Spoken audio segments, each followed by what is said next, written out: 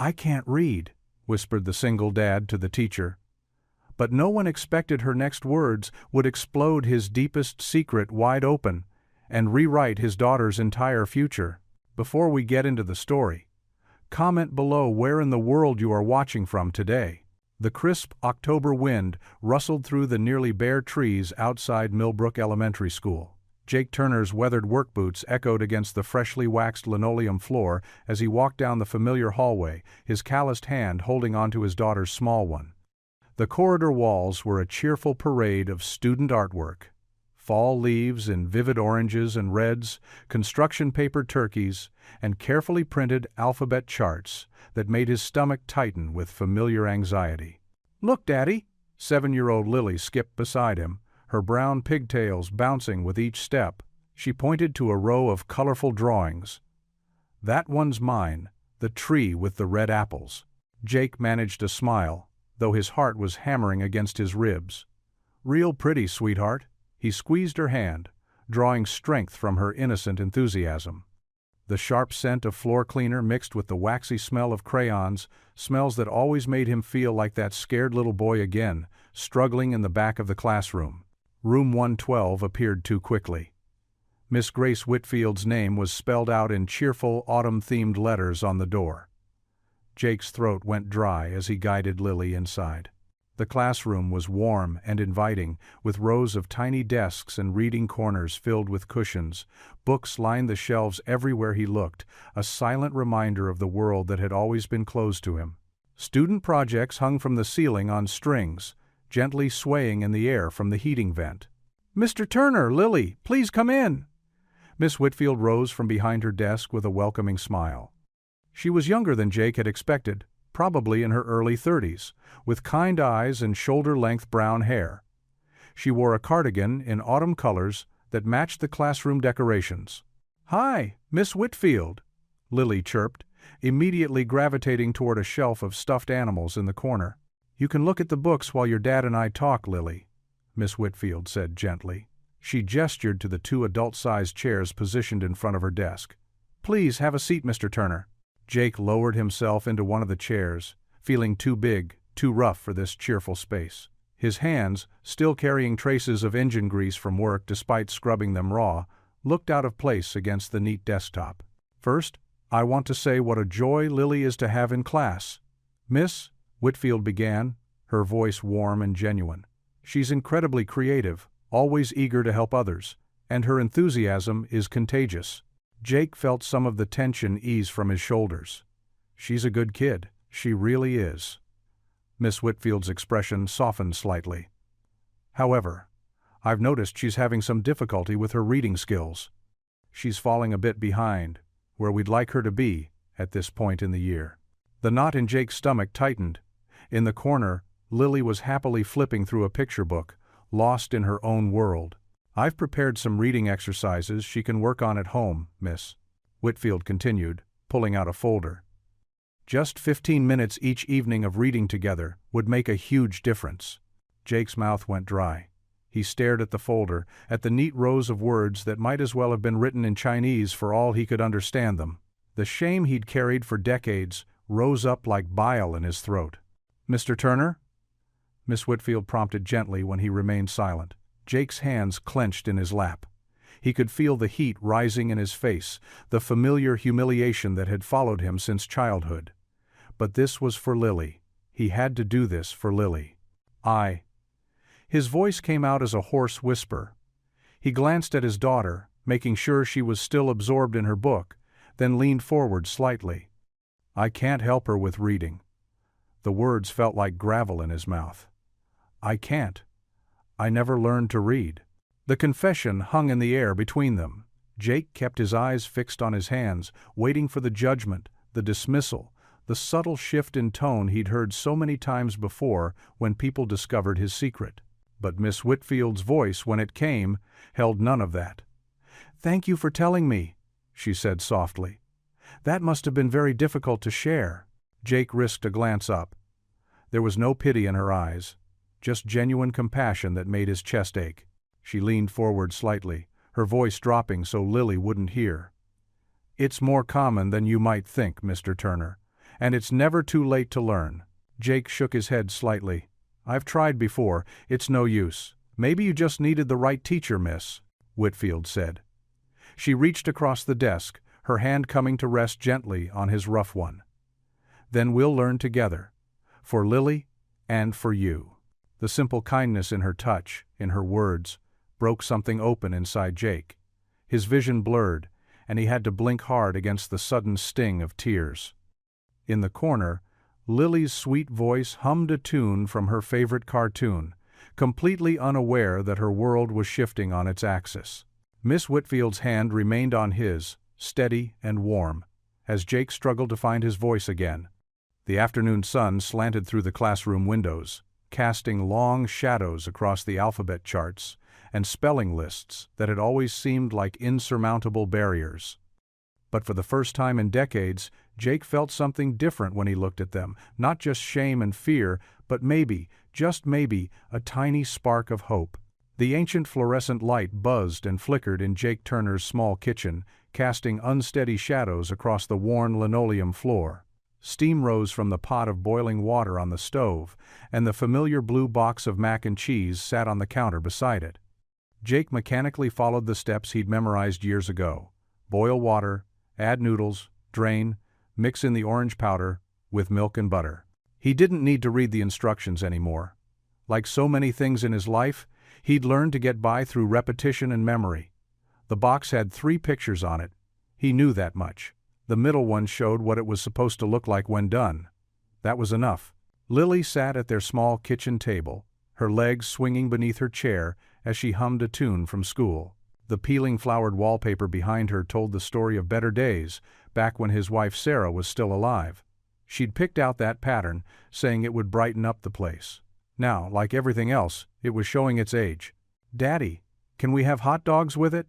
Lily asked, her bright voice cutting through his brooding thoughts. "Sure can, Princess." Jake managed to smile, grateful for the simple request. Hot dogs were easy, no reading required. He'd learned young that pictures and memorization could get you pretty far in life.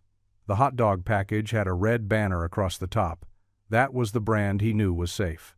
As he stirred the pot, his mind drifted back to his own childhood kitchen, much shabbier than this one. The memory of his father slouched at the table, beer cans scattered around him, rose up unbidden. "Boys stupid as a post?" His father would slur when Jake struggled with his schoolwork. Just like his old man, Jake had stopped going to school in 8th grade. Nobody seemed to notice or care. His father was too drunk, his mother too beaten down by life. He'd found work at a local garage, learning to identify cars by their shapes and problems by their sounds. Numbers he could handle, they'd always made sense to him. But letters? They danced and jumped around the page, never staying still long enough to form words he could understand. "Here you go, sweetheart." Jake set a bowl of mac and cheese in front of Lily, the cut-up hot dog pieces arranged in a smiley face on top. It was a trick Sarah had taught him. The memory of her made his chest ache. "Thanks, Daddy." Lily dug in eagerly, orange cheese sauce dotting her chin. Jake watched her eat, his own bowl untouched. For decades, he'd managed to hide his secret. He'd memorized important street signs by their shapes and colors. At the factory, he'd learned which buttons to push by their location, not their labels. When paperwork came up, he'd developed a whole system of excuses. Forgot his glasses, had a hurt hand, needed to take it home to review. But watching Lily struggle with her reading now, seeing her bright spirit dim when faced with words she couldn't understand, it was like a knife in his gut. He remembered Miss Whitfield's gentle offer earlier that day, the way she'd looked at him with kindness instead of judgment.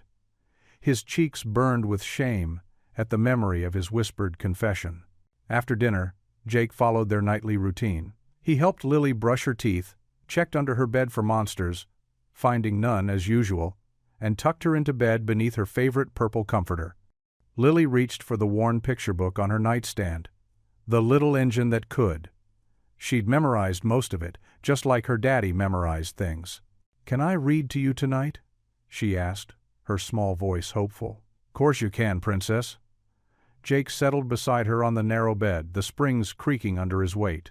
Lily opened the book, her finger moving slowly across the page. The little train, she started, stumbling over each word. Jake watched her brow furrow in concentration, saw the same frustration he'd felt his whole life flickering across her innocent face. Carried lots of. She paused, her finger hovering over the troublesome word. Take your time, Jake encouraged softly, even as his heart clenched. He couldn't help her. Couldn't tell her if she was right or wrong. Couldn't be the father she needed. Lily pressed on, but her voice grew smaller with each difficult word. By the third page, she closed the book, her shoulders slumping. I'm tired, Daddy. Can we finish tomorrow? Sure thing, baby. Jake kissed her forehead, tucking the covers around her shoulders. He kept his smile in place until he turned away, not wanting her to see the despair that crossed his face. In the dim light of her butterfly nightlight, Jake moved toward the door. His throat felt tight as he watched his daughter snuggle into her pillow, already drifting off to sleep. He paused in the doorway, his rough hand gripping the frame. I won't let her end up like me, he whispered to himself, the words barely audible in the quiet room. The afternoon sun streamed through the factory's high windows, casting long shadows across the concrete floor. Jake Turner knelt beside a broken conveyor belt, his weathered hands moving with practiced ease over the machinery. Around him, the familiar symphony of industrial sounds filled the air. The whir of motors, the clang of metal, and the steady hum of production lines. Hey, taking the kids camping this weekend, called out Mike from the next station. Weather's supposed to be perfect. Football game for me, chimed in Steve. Got front row tickets with my boy. Jake kept his head down, focusing on the task at hand. The maintenance manual lay open beside him. Its diagrams and instructions might as well have been written in a foreign language. Over the years, he'd learned to recognize the parts by sight and touch, memorizing how things fit together through experience rather than reading. What about you, Turner? Tom's voice carried across the workspace, loud and slightly mocking. Got any exciting plans? Jake shrugged without looking up. Just spending time with my girl, he said quietly, tightening a bolt with careful precision. Man, a few words as always, Tom laughed, but there was an edge to his voice that made Jake's shoulders tense. The afternoon dragged on, each minute feeling longer than the last. Jake moved from one repair to another, relying on muscle memory and years of experience. When younger workers asked him questions, he'd demonstrate rather than explain, earning a reputation as the strong, silent type. It was easier that way, safer. At 4 o'clock, the shift whistle blew. Jake cleaned his tools methodically, taking his time until most of the other workers had left. In the quiet of the nearly empty factory, he could finally breathe easier. The drive home in his old pickup truck was interrupted by the ring of his cell phone. Jake fumbled with the buttons, recognizing Grace's number from the pattern of digits he'd memorized earlier. Hello? His voice was gruff with uncertainty. Mr. Turner? It's Grace Whitfield, Lily's teacher. Her voice was warm, carrying none of the judgment he'd feared since their meeting. I wanted to check in, see how you're doing. Jake pulled into his driveway, letting the truck idle. I'm fine, he said automatically, then added, been thinking about what you said. I meant what I offered, Grace said gently. The library has a wonderful adult education program. We could meet there in the evenings after Lily's bedtime. Pride flared in Jake's chest, hot and defensive. Don't need charity, he muttered. It's not charity, Mr. Turner. It's an opportunity, for both you and Lily. There was a pause, then she continued softly. Everyone needs help sometimes. There's no shame in that. Jake stared at his calloused hands on the steering wheel, remembering how they'd trembled during yesterday's confession. Grace's kindness was like a cool stream against his burning pride. The library, you said? His voice was barely above a whisper. Yes, they're open until 9 on weeknights. We could start with just once a week, see how it goes. Her tone remained encouraging, patient. Jake thought of Lily's bright face when she brought home books from school, the way she struggled to sound out words just like he did. Maybe twice a week, he found himself saying. That would be wonderful, Grace replied, and he could hear the smile in her voice. Shall we start next Tuesday? They worked out the details, and by the time Jake hung up, the sun was setting behind the row of modest houses on his street. He sat in the truck for a moment longer, his heart racing with equal parts, fear and hope. Inside, he found Lily already in her pajamas, her favorite stuffed rabbit tucked under one arm as she watched cartoons. The sight of her innocent face gave him courage. "Hey, sweetie," he said, hanging his jacket by the door. "Got something to tell you." Lily looked up, her eyes bright with interest. "What is it, Daddy?" Jake sat beside her on the worn couch, drawing her close. "Was thinking. Maybe we could start having special reading nights. You and me. Working on stories together." Lily's face lit up like Christmas morning. She clapped her small hands together, bouncing on the cushions. "Really? Like a reading club?" "Something like that." Jake smiled, his throat tight with emotion. "Miss Whitfield's going to help us out. Can we start tonight?" Lily was already scrambling off the couch, heading for her backpack. "I got a new book from the library today." Jake watched his daughter's excitement, feeling something shift inside his chest. The shame was still there, heavy as ever, but alongside it now was something else. Something that felt a lot like hope. "Sure, sweetheart," he said, patting the space beside him as she returned with her book. "Let's give it a try." The library's heavy glass doors swung shut behind Jake with a soft thud. The familiar scent of old books and wooden shelves wrapped around him, stirring memories of countless times he'd pretended to browse while actually searching for picture-only manuals. This time was different. His work boots seemed too loud on the carpeted floor as he followed Grace toward the children's section. "Right over here," Grace whispered, gesturing to a small table tucked away in a quiet corner. Colorful alphabet posters decorated the walls, and tiny chairs surrounded the low table like bright plastic mushrooms. Jake felt enormous and out of place as he lowered himself onto one of them. Lily skipped ahead, already at home among the shelves. She settled at a nearby table with her coloring books and crayons, humming softly to herself. Jake watched her for a moment, drawing strength from her presence. Grace began arranging flashcards on the table with careful precision. Her movements were gentle, unhurried, as if she sensed how close Jake was to bolting. "We'll start with the basics," she said, her voice warm and encouraging. "Just like building a house, we need a strong foundation first." Jake's calloused fingers drummed nervously on his knee. The flashcards seemed to mock him with their cheerful primary colors and simple shapes. He glanced around, checking if anyone was watching, but the library was quiet except for the distant sound of pages turning and the soft scratch of Lily's crayons. "Let's begin with the alphabet," Grace said, laying out 5 cards in a neat row. "These are the vowels, A, E, I, O, U. They're like the heartbeat of every word." Jake stared at the letters, his throat tight. They danced before his eyes, familiar yet foreign, like faces he should know but couldn't quite place. "I know what they look like," he muttered, "just can't make them work together."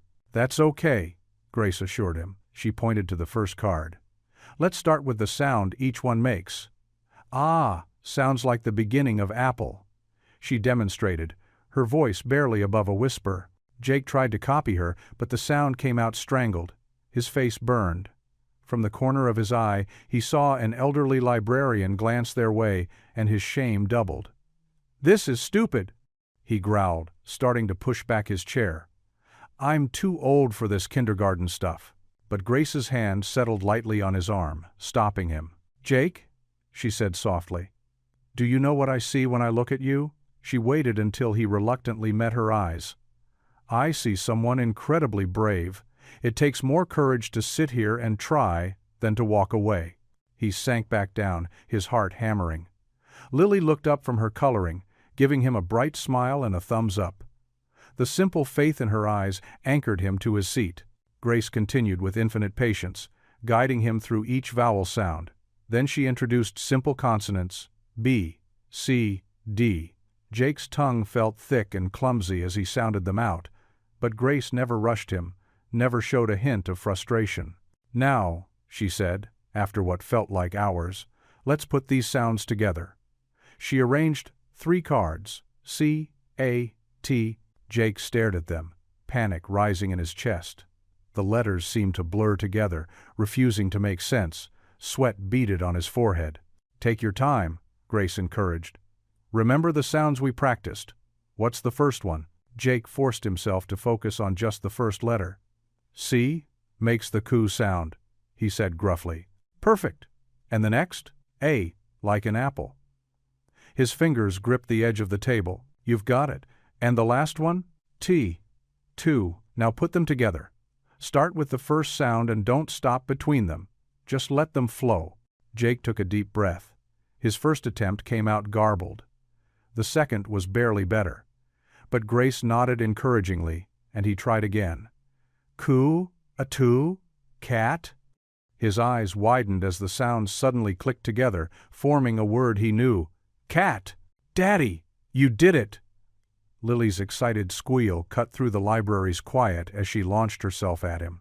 Her small arms wrapped around his neck, and she squeezed tight. You read a word. Jake hugged her back, his vision blurring with unexpected tears. Something warm bloomed in his chest.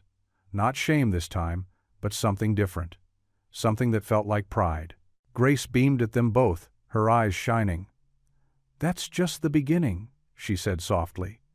Every journey starts with a single step, or in this case, a single word. Jake looked down at the 3 simple letters on the table. For the first time in his life, they weren't just mysterious symbols. They made sense. They made a word. He had read a word. Lily snuggled against his shoulder, and he could feel her smile against his neck. In that moment, surrounded by the library's peaceful quiet and the subtle scent of old books, Jake felt something he hadn't experienced in years. Hope. The Saturday morning sun painted golden stripes across the worn leather seats of Jake's old pickup truck as he pulled into the Paradise Diner's parking lot.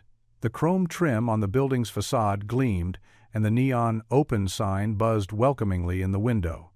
This was their weekend ritual, a special treat that Jake had started after Sarah passed, trying to keep some joy in Lily's life. Daddy, can we sit by the window? Lily bounced in her seat, her brown pigtails swaying with excitement. I want to watch the birds at the feeder. Jake's weathered face softened into a smile. Sure thing, sweetheart. He helped her out of the truck, her small hand warm in his calloused palm. The bell above the door chimed as they entered.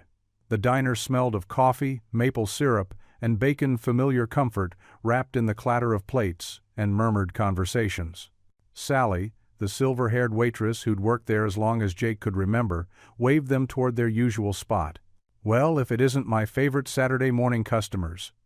Sally's crow's feet deepened as she smiled, already carrying 2 menus. Jake's stomach tightened as she set the laminated pages in front of them. The words swam before his eyes, jumbled letters that refused to make sense. He'd always ordered the same thing, memorized its location on the menu years ago. But Grace's encouragement echoed in his mind. Every word is a chance to practice. Lily scooted closer to him in the booth, her small finger pointing to the familiar section. Look, Daddy, pancakes. She sounded out the word just like Grace had taught her. Jake swallowed hard and leaned in. Following Lily's finger, he started to match the sounds with the letters. P-N-C-A-K-E-S, he whispered, so quietly only Lily could hear. That's right. Lily beamed up at him, her face glowing with pride. And look, they have blueberry ones.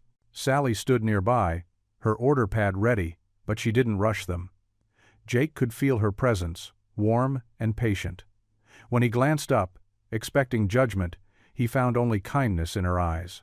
The blueberry ones are my favorite too, Sally winked at Lily. Your daddy's doing a great job reading there. Jake felt his cheeks flush, but it wasn't entirely from embarrassment this time. There was something else, a tiny spark of accomplishment. He'd read those words, really read them. I'll have the blueberry pancakes, he managed, pointing to make sure. And Lily wants— I can order myself, Lily interrupted, sitting up straight. Chocolate chip pancakes, please, with extra whipped cream. Sally jotted down their orders with a knowing smile. Coming right up, sweeties. And Jake? She paused, her voice gentle. It gets easier every time you try.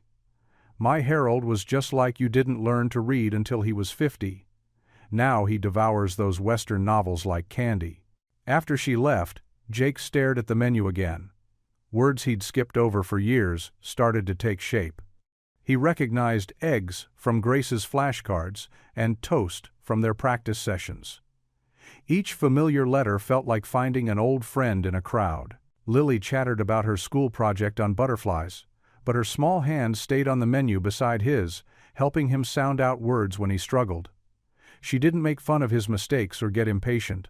She just waited, encouraged, celebrated each small victory. Their breakfast arrived on warm plates, steam rising from perfectly golden pancakes. As they ate, Jake watched his daughter.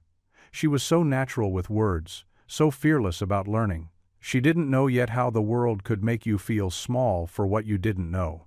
"Daddy, you're getting really good at reading," Lily said between bites of whipped cream, topped pancakes. "Miss Grace says practice makes perfect." Jake cut another piece of his pancakes, buying time before responding. "It's hard, sweetheart. Sometimes I feel like I'm never going to get it right."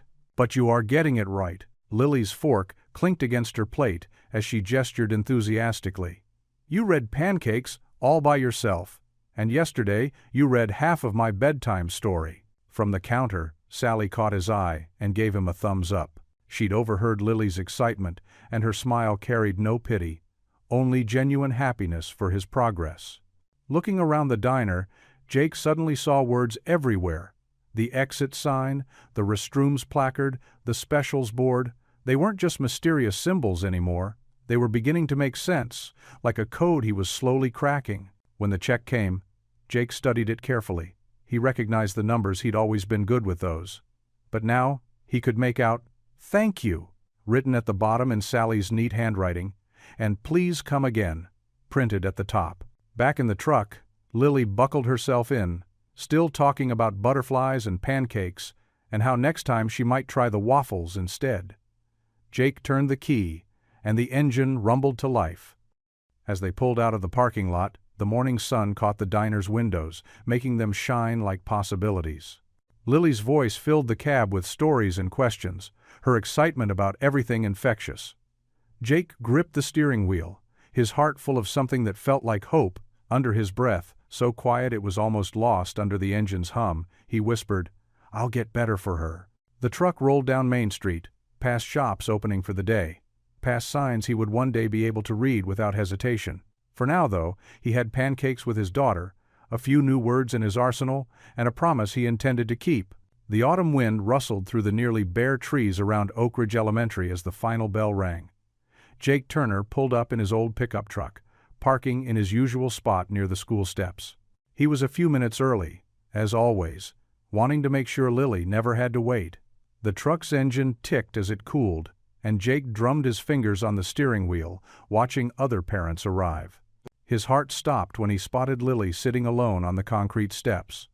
Her small shoulders shook, and her pink backpack lay forgotten beside her. Jake was out of the truck in seconds, his work boots hitting the pavement hard as he rushed toward his daughter. "Lily?" He knelt beside her, his calloused hand gentle on her back. "Baby, what's wrong?" Lily lifted her face, tears streaming down her cheeks. Her lower lip trembled as she tried to speak. I don't want to go back to school, Daddy." Jake's throat tightened. He sat down on the cold step beside her, pulling her close. "Did something happen today?" She buried her face in his worn work jacket, her words muffled, but clear enough to shatter his heart. "Tommy and Sarah said. They said, I'm dumb like my daddy because I couldn't read the story right in class." The world seemed to freeze around Jake. His chest felt like someone had dropped a ton of bricks on it. Every fear, every moment of shame he'd ever felt came rushing back, but now it was worse. Now it was hurting his little girl. "Look at me, sweetheart," Jake said softly, tilting her chin up. Her blue eyes, so like her mother's, were red from crying. "You are not dumb, not even close." "But I got stuck on the words," Lily hiccuped. And everyone laughed. Jake wiped her tears with his thumb, fighting to keep his voice steady. "You know what? Sometimes the smartest people have trouble with reading. It doesn't mean anything about how bright you are." A few parents glanced their way as they collected their own children. Jake felt their eyes like physical touches, wondering if they were judging him, judging Lily. His jaw clenched. "Come on," he said, standing up and offering his hand. "Let's go home." The drive home was quiet. Jake kept glancing in the rear-view mirror at Lily, who stared out the window, her usual chatter silenced. His hands gripped the steering wheel so tight his knuckles turned white. Every fiber of his being wanted to turn around, to confront those kids' parents, to do something to stop his daughter's pain. At home, Jake tried to make things normal. He helped Lily with her homework, or rather, sat beside her while she worked, feeling useless when she asked for help sounding out words. He made her favorite dinner, grilled cheese with the crust cut off, and managed to coax a small smile from her when he cut the sandwich into the shape of a heart. But after tucking Lily into bed, after reading her a story from memory, one he'd heard Grace read so many times he could recite it, Jake's composure crumbled. In his bedroom he paced like a caged animal. The shame he'd carried for decades burned hot in his chest, mixed now with a father's rage and helplessness. His daughter was suffering because of him, because he was too stupid, too proud, too something to learn when he was young. Jake's eyes fell on the stack of learning books Grace had given him, sitting on his nightstand. Simple books, meant for beginners, with bright covers that seemed to mock him. In a burst of frustration, he grabbed his pillow and slammed his fist into it, again and again, letting out the anger he couldn't show in front of Lily.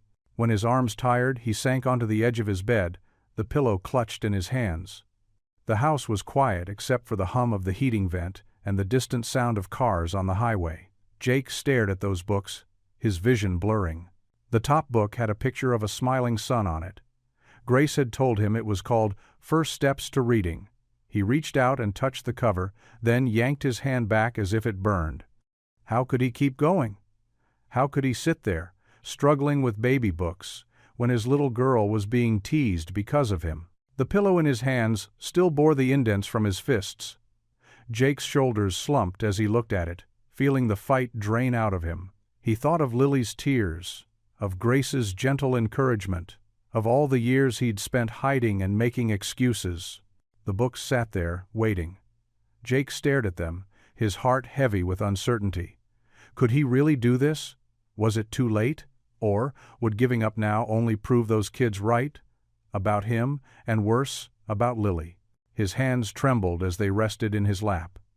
The darkness of his bedroom seemed to press in around him, and the stack of books loomed larger than their small size should allow. Each one represented a mountain he wasn't sure he could climb, a challenge he wasn't sure he was strong enough to face. Jake ran a hand over his face, feeling the rough stubble under his palm. The memory of Lily's tears was fresh in his mind, mixing with the sound of children's laughter. Not the good kind, but the cruel sort that cut deep and left scars. He'd heard that kind of laughter before, decades ago, when he was the one struggling in class.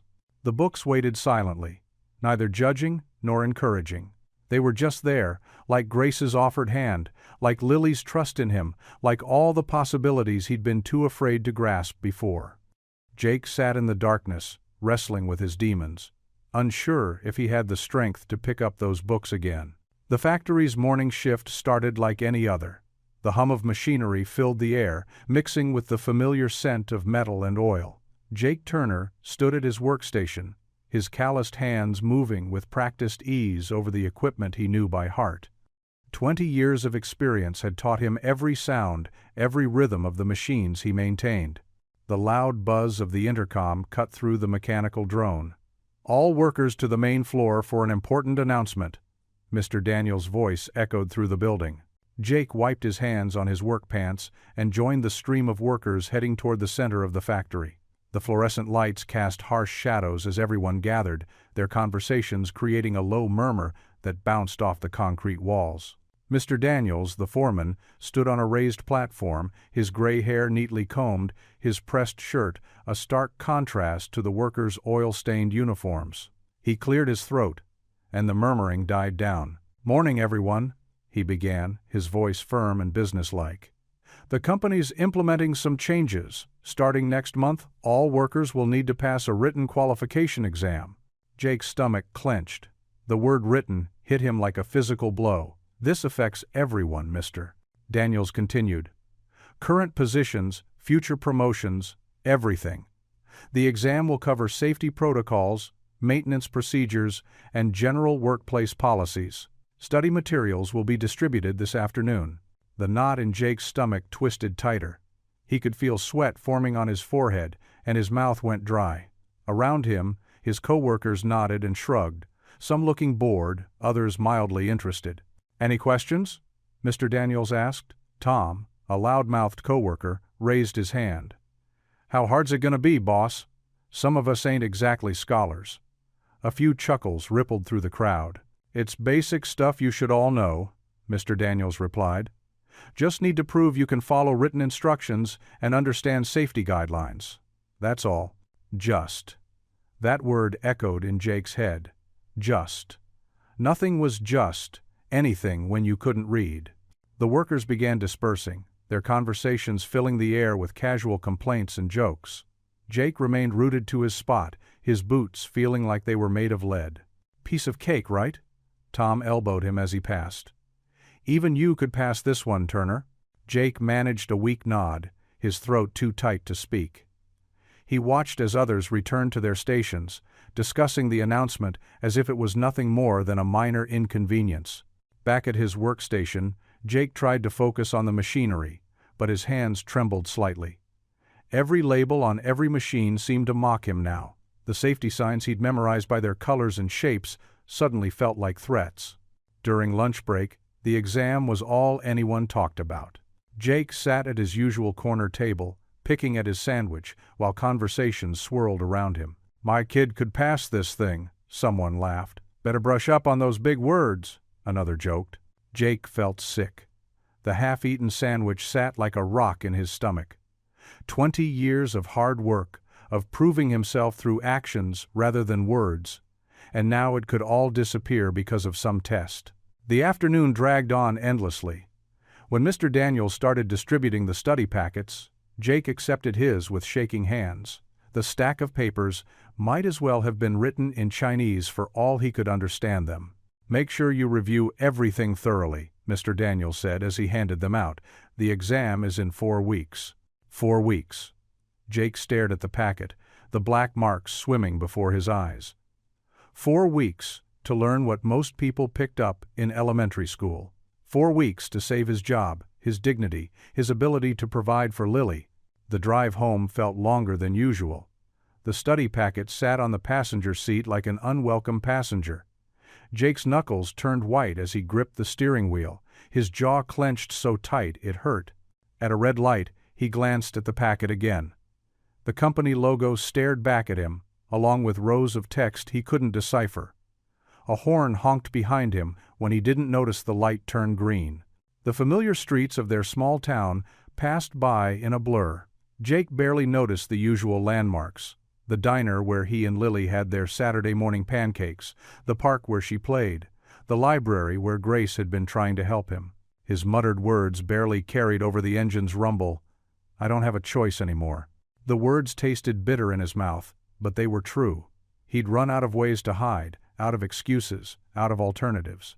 The careful life he'd built, the security he'd created for Lily, everything now balanced on his ability to learn what he'd been avoiding for 40 years. The steering wheel creaked under his grip as he turned onto their street. The late afternoon sun cast long shadows across the pavement, and the study packet seemed to grow heavier with each passing moment, weighing down not just the seat beside him, but his entire future. Jake sat at the worn kitchen table, the clock on the wall, ticking past midnight. The dim light from the overhead fixture cast shadows across scattered papers, bills, notices, and letters he couldn't decipher. His calloused fingers traced over the red stamps and bold letters that he knew from experience meant trouble. Through the thin walls, he could hear Lily's soft breathing from her bedroom. The sound usually brought him peace, but tonight it only added to his worry. The factory announcement echoed in his mind, mixing with the memory of Lily's tears on the school steps. He picked up one of the envelopes, turning it over in his hands. The paper was crisp and official-looking, probably another late notice. His usual tricks wouldn't work anymore, not with the factory exam looming over him. He couldn't keep asking his neighbor to check his mail or pretending he'd forgotten his reading glasses at work. The kitchen felt smaller than usual, the walls pressing in. A crayon drawing of their family hung on the refrigerator. Lily's artwork showing her and Jake holding hands, with a bright sun above them. Below it was her latest spelling test, marked with a "Needs Improvement" in red ink. Jake rubbed his temples, feeling the weight of years of hiding, of shame, of getting by on memory and luck. The factory job was everything. It put food on the table, kept a roof over their heads, paid for Lily's school supplies. Without it, they'd lose everything. His gaze drifted to the phone on the counter. Grace's number was there, written clearly on a post-it note in her neat handwriting. She'd given it to him after their first library session, telling him to call any time. The yellow paper had sat untouched for days, his pride keeping him from reaching out. But pride wouldn't pay the bills. Pride wouldn't help him pass that exam. Pride wouldn't give Lily the father she deserved. Jake's hands shook as he stood up and walked to the counter. The linoleum floor creaked under his feet, and he paused, listening to make sure Lily was still asleep. Her gentle breathing continued undisturbed. He picked up the phone, his heart pounding. The numbers blurred before him, but he'd memorized them, just like he'd memorized so many things in his life. Each button press felt like admitting defeat, yet somehow also like taking a step forward. The phone rang 3 times. Jake almost hung up, his thumb hovering over the button. But then Grace's voice came through, soft and concerned. "Hello?" Jake's throat tightened. He leaned against the counter, closing his eyes. "Miss Whitfield, Grace, I'm sorry it's so late." "Jake?" There was rustling on her end, like she was sitting up. "Is everything all right?" "No," he admitted, his voice barely above a whisper. "Nothing's all right." The words started spilling out, quiet but urgent. "The factory. They're making everyone take this exam. If I don't pass..." He swallowed hard. "I can't lose this job. Lily needs..." "Take a deep breath," Grace said gently. "I'm here. Tell me what you need." Jake looked at the pile of bills on the table, at Lily's spelling test on the fridge, at his rough hands that could fix any machine but couldn't write his own daughter a note. "I need help," he finally managed. "Not just for Lily anymore. For me. I can't." His voice cracked. "I can't do this alone anymore." The silence on the other end lasted only a moment, but it felt like forever. Then Grace's voice came through, warm and steady. "You're not alone, Jake." Those 3 words hit him like a physical force.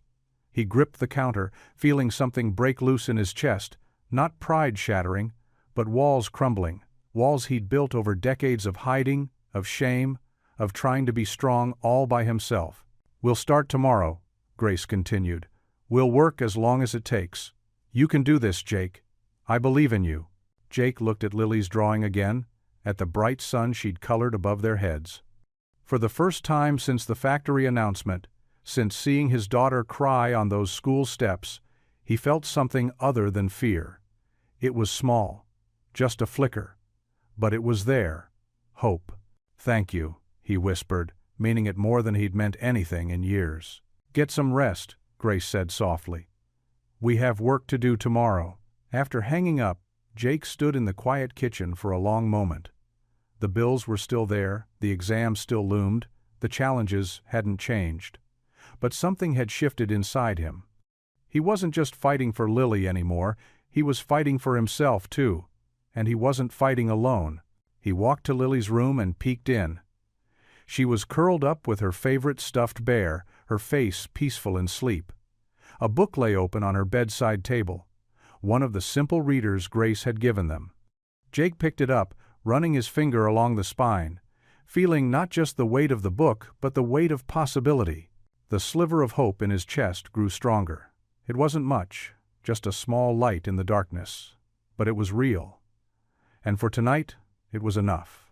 The evening air carried the scent of pot roast and apple pie through Jake's small kitchen as Grace stepped inside, her arms full of teaching materials. Lily looked up from her coloring book, her face brightening at the sight of her teacher. The kitchen was modest but clean, with faded yellow curtains framing the window above the sink and crayon drawings decorating the refrigerator. "Hi, Miss Whitfield." Lily waved her purple crayon in the air. Daddy made dinner all by himself tonight. Grace set her bag down on the scratched wooden table. Did he now? That sounds wonderful. She smiled warmly at Jake, who was clearing away the last of the dinner dishes, his shoulders tense with nervous energy. Let's get set up here, Grace said, pulling out workbooks and colorful flashcards. She arranged them carefully on the table, creating an inviting space for learning. Jake dried his hands on a dish towel and slowly made his way over, pulling out a chair that squeaked against the linoleum floor. These are special books, Grace explained, opening a slim volume with large print. They're designed for adult beginners. She kept her voice gentle, noticing how Jake's hands fidgeted with the corner of a flashcard. Lily scooted her chair closer to her father's, abandoning her coloring book. Can I help, Miss Whitfield? I'm really good at letters now. Of course you can, sweetheart, Grace replied. Sometimes teachers learn the most from their students. Jake cleared his throat. Where do we start? Right here, Grace said, pointing to a simple sentence. Let's sound out each word together. Jake leaned forward, his brow furrowed in concentration. The cat. He paused, struggling with the next word. Sits, Lily whispered, patting his arm. You can do it, Daddy. Jake's face softened at his daughter's encouragement. The cat sits on the... He stopped again, his jaw tightening. Remember what we learned about the M sound, Grace prompted. Put your lips together, like you're humming. Mat, Jake finished, relief washing over his features. The cat sits on the mat. A small smile tugged at the corners of his mouth. You did it? Lily bounced in her seat, her ponytail swinging. That's a whole sentence, Daddy. Grace watched the interaction between father and daughter, noting how Jake's shoulders gradually relaxed. They moved through several more simple sentences, with Lily offering enthusiastic support and occasional help. When Jake struggled, he no longer looked ready to bolt from the room. Instead, he took deep breaths and tried again. You're making real progress, Grace said, pulling out a set of flashcards with everyday words. These are words you might see at work or around town. Jake nodded, his eyes fixed on the cards. They worked through words like exit, caution, and warning, terms that could keep him safe on the job. Each successful reading brought a quiet pride to his expression. Look how many you got right, Daddy. Lily kept a tally with her crayons, drawing a star for each correct word. You're super smart. Grace noticed Jake's eyes grow misty at his daughter's words. He quickly blinked and focused on the next card, but not before she caught the mixture of love and determination in his face. As they continued, Grace observed the gentle way Jake helped Lily sharpen her crayons when they broke, and how he listened intently to every instruction, his strong hands carefully turning pages as if they might hold secrets to a better future. There was something touching about watching this big, capable man humble himself to learn alongside his little girl. The lesson wrapped up as Lily's bedtime approached. You've earned these stars, Grace said, pointing to Lily's colorful tally. Every single one. Jake rubbed the back of his neck, a habit Grace had noticed when he felt shy. Thanks for making it not so hard. You're doing the hard part, Grace replied, packing up her materials. I'm just here to guide you. Lily hugged Grace's legs. Are you coming back tomorrow? Daddy reads better when you're here. Lily? Jake said softly, but Grace could see the pleased look in his eyes. I'll be back on Thursday, Grace promised. Keep practicing those sight words we worked on, both of you. After Grace left, Jake stood at the sink, washing the few dishes they'd used for after-school snacks. A quiet tune escaped him as he worked, something old and country western that Lily recognized from their drives to school. Lily sat at the table, adding final touches to her drawing. She looked up at her father, studying his face in the way children do when they notice something different about their parents. You look happy, Daddy, she said simply. Jake smiled, a gentle expression that reached his eyes. The evening had left him feeling lighter somehow, more hopeful than he had in years. The kitchen fell quiet except for the sound of running water and Jake's gentle humming, while Lily returned to her artwork, both Turner's content in the peaceful moment they shared. The library's fluorescent lights hummed softly overhead as Jake sat at a corner table, his large hands wrapped around a children's book. The familiar scent of old paper and wood polish filled the air. Next to him, Grace leaned in close, her shoulder nearly touching his as she pointed to each word. A few tables away, Lily sprawled on her stomach on a colorful reading rug, surrounded by picture books, her legs swaying in the air as she turned pages. "Let's try this one," Grace said, her voice gentle and encouraging. She tapped a simple sentence with her finger. "Remember what we practiced about breaking down the sounds." Jake squinted at the page, his throat tight. The letters seemed to dance before his eyes, but he forced himself to focus.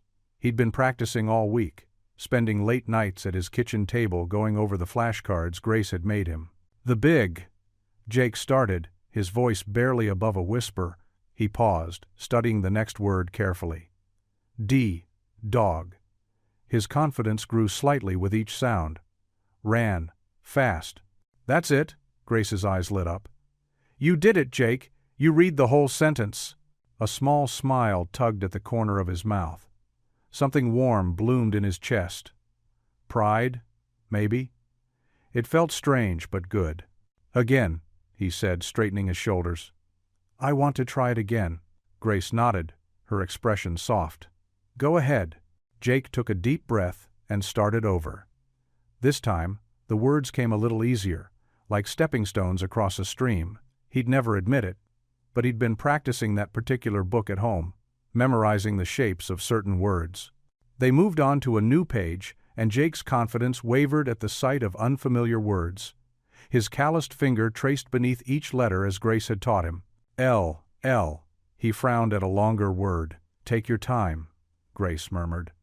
"Break it down into pieces, just like we practiced." Jake's brow furrowed in concentration.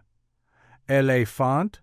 He pronounced it Elafant, putting the emphasis on the wrong syllable. Grace pressed her lips together, trying to hold back a smile. Jake caught her expression and felt his face flush, but there was no mockery in her eyes, only warmth. "What?" he asked, a defensive edge creeping into his voice. "It's pronounced E-L-E, Fant," she said, her eyes twinkling. "But you got all the letters right."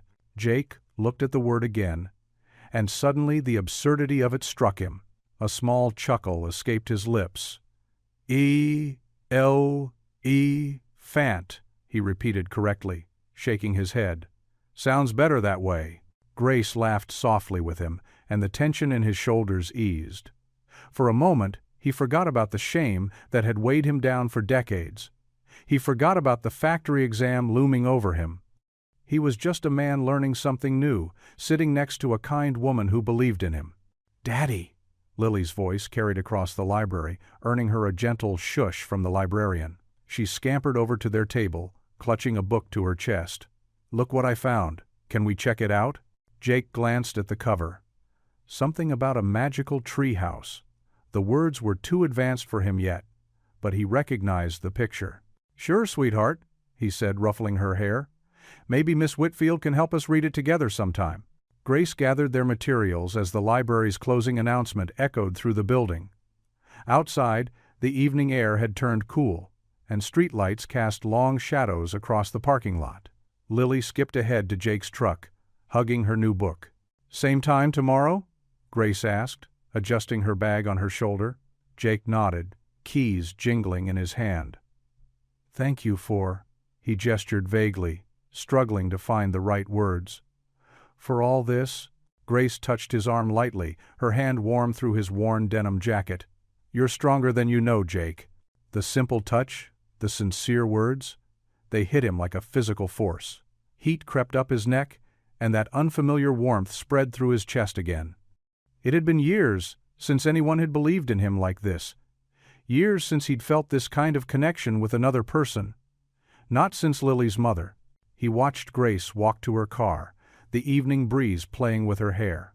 Lily honked the truck's horn playfully, breaking the moment, and Jake couldn't help but smile as he headed toward his daughter's laughter.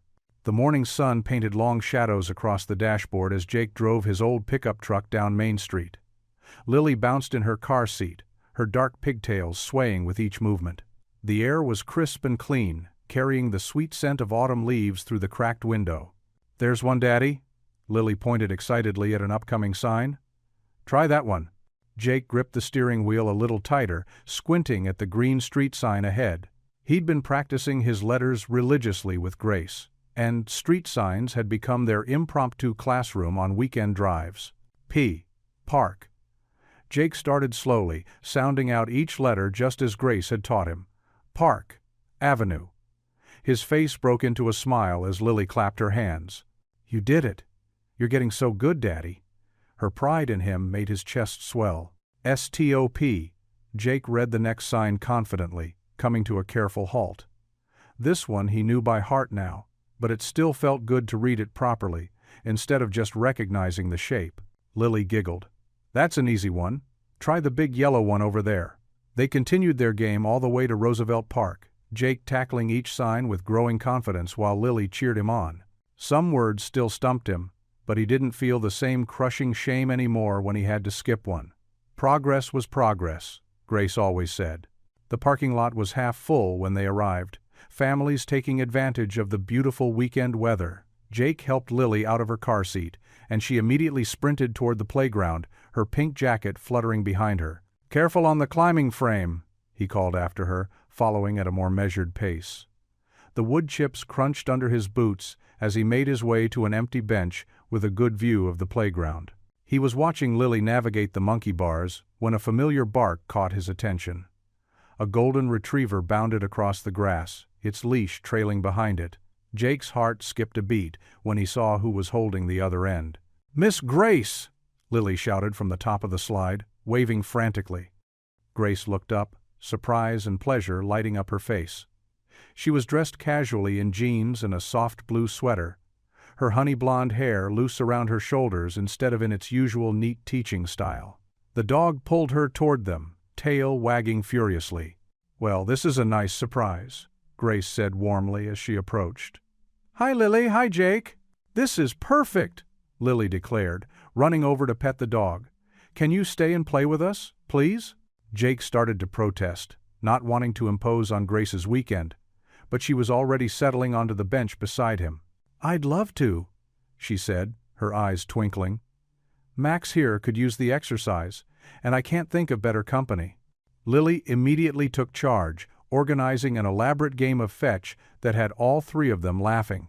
Max proved to be an enthusiastic but terrible retriever, more interested in being chased than bringing the ball back. "He's still learning," Grace explained sheepishly after Max ran circles around them for the 5th time. "Kind of like someone else I know." She nudged Jake's arm playfully. "Yeah, but I bring my homework back." Jake replied with a grin, surprising himself with how easy it felt to joke about his reading now. They spent the morning playing with Max and watching Lily conquer every piece of playground equipment. During a quiet moment while Lily was making friends with another little girl by the swings, Grace pulled out a small paper bag from her purse. "I packed some cookies," she said, offering them to Jake. "Baked them yesterday." Jake took one, touched by the simple gesture. "Thanks. You know, you've done so much for us already." "Stop right there," Grace interrupted gently. "You're doing all the hard work. I'm just lucky to be part of it." Their eyes met, and Jake felt something warm and unexpected flutter in his chest. Grace looked away first, a slight blush coloring her cheeks as she called Max back from where he was investigating a squirrel. The morning stretched into afternoon, filled with comfortable conversation and shared snacks. Grace told stories about her first year of teaching, making Jake laugh with tales of classroom mishaps. He found himself sharing bits of his own past, too. Funny stories about Lily as a baby, memories of his time in the service. "Daddy," Lily called, running over with leaves in her hair. "Can we show Miss Grace how you read the signs on the way here?" Jake felt his face grow warm, but Grace's encouraging smile gave him confidence. They walked along the park paths together, Lily pointing out signs while Jake read them aloud. He stumbled over, "Please clean up after your pet," but Grace simply helped him sound it out, her presence beside him steady and reassuring. The sun was starting to dip when they finally headed back to the parking lot. Lily was tired but happy, her cheeks pink from running around. Max flopped onto the grass, equally exhausted. This was wonderful. Grace said softly as they watched Lily say goodbye to her new playground friends. "Thank you for letting me crash your Saturday." "Thank you for staying," Jake replied, meaning it more than he could express. Something had shifted today, making their relationship feel less like teacher and student, more like something else he wasn't quite ready to name. The drive home was quiet, Lily drowsy in her car seat. Jake carried her inside and helped her get ready for bed, their usual routine feeling somehow warmer tonight. "Did you have fun today, kiddo?" he asked as he tucked her in. Lily nodded sleepily. "Miss Grace makes everything better, doesn't she, Daddy?" Jake smoothed her hair back, thinking about Grace's laughter, her kindness, the way she never made him feel small when he struggled. "Yeah, she does. Can we do it again?" "We'll see." Jake pulled the covers up to her chin. "Time for sleep now." Lily's eyes were already closing. "Love you, Daddy." Jake kissed her forehead and whispered, "We're gonna make it, kiddo." The doorbell chimed through Jake's small house, and Lily raced to answer it. "Miss Whitfield!" she squealed, throwing the door open to reveal Grace standing there with a golden brown pie balanced carefully in her hands. "I thought we deserved a treat," Grace said, stepping inside. The warm aroma of apples and cinnamon filled the narrow hallway. "You've been working so hard, Jake." Jake rubbed the back of his neck, embarrassed but pleased. "You didn't have to do that." He'd just finished setting the table for their usual evening lesson, but the sight of Grace in casual clothes instead of her teacher attire made the evening feel different, special. "I wanted to," Grace insisted, her eyes twinkling. "Besides, who doesn't love apple pie?" "Me! Me!" Lily bounced on her toes. "Can we have it now, Daddy, please?" Jake glanced at the pot of spaghetti simmering on the stove. "How about after dinner? Grace, would you like to join us?" The words tumbled out before he could second-guess himself. "I'd love to." Grace's smile lit up her whole face. Soon they were settled around Jake's worn kitchen table, the red checkered tablecloth brightening the room. Lily chatted happily about her day at school while twirling long strands of spaghetti around her fork. "And then Tommy said my drawing of a horse looked more like a dog," Lily reported. "But I told him it was abstract art, just like Miss Whitfield taught us." Grace laughed, the sound warm and genuine. "That's exactly right, Lily. Art is about expressing yourself, not making perfect copies." Jake watched them interact, something tight in his chest loosening. The kitchen felt warmer somehow, more like a home than it had in years. The peeling wallpaper and scratched linoleum floor didn't seem to matter so much. "This is really good," Grace said, gesturing to her plate. "I didn't know you could cook, Jake." "Had to learn," he replied, then added softly, "After Sarah passed." He hadn't meant to mention Lily's mother, but somehow it felt right. Lily was just 3. Couldn't exactly feed her takeout every night. Grace's eyes softened with understanding. "That must have been so hard." Jake nodded, surprised to find the old pain dulled enough to talk about. "Wasn't easy, but you do what you have to, you know." He glanced at Lily, who was creating a mountain of Parmesan cheese on her spaghetti. "She's worth every bit of it." "What about you, Miss Whitfield?" Lily asked, looking up from her cheese mountain. "Do you have kids?" "Lily." Jake started to scold, but Grace waved him off. "It's okay," she said. "No, I don't have children of my own. But I have 24 wonderful students who feel like my kids sometimes." She paused, then continued. "Actually, that's why I became a teacher. Because of my 3rd grade teacher, Mrs. Martinez." Jake leaned forward slightly, interested. "Yeah?" Grace nodded, her expression distant with memory. "My mom was raising me alone, working 2 jobs. We moved around a lot, and I was always the new kid, always behind in school. But Mrs. Martinez," she smiled. "She stayed after school with me every day for months, helping me catch up.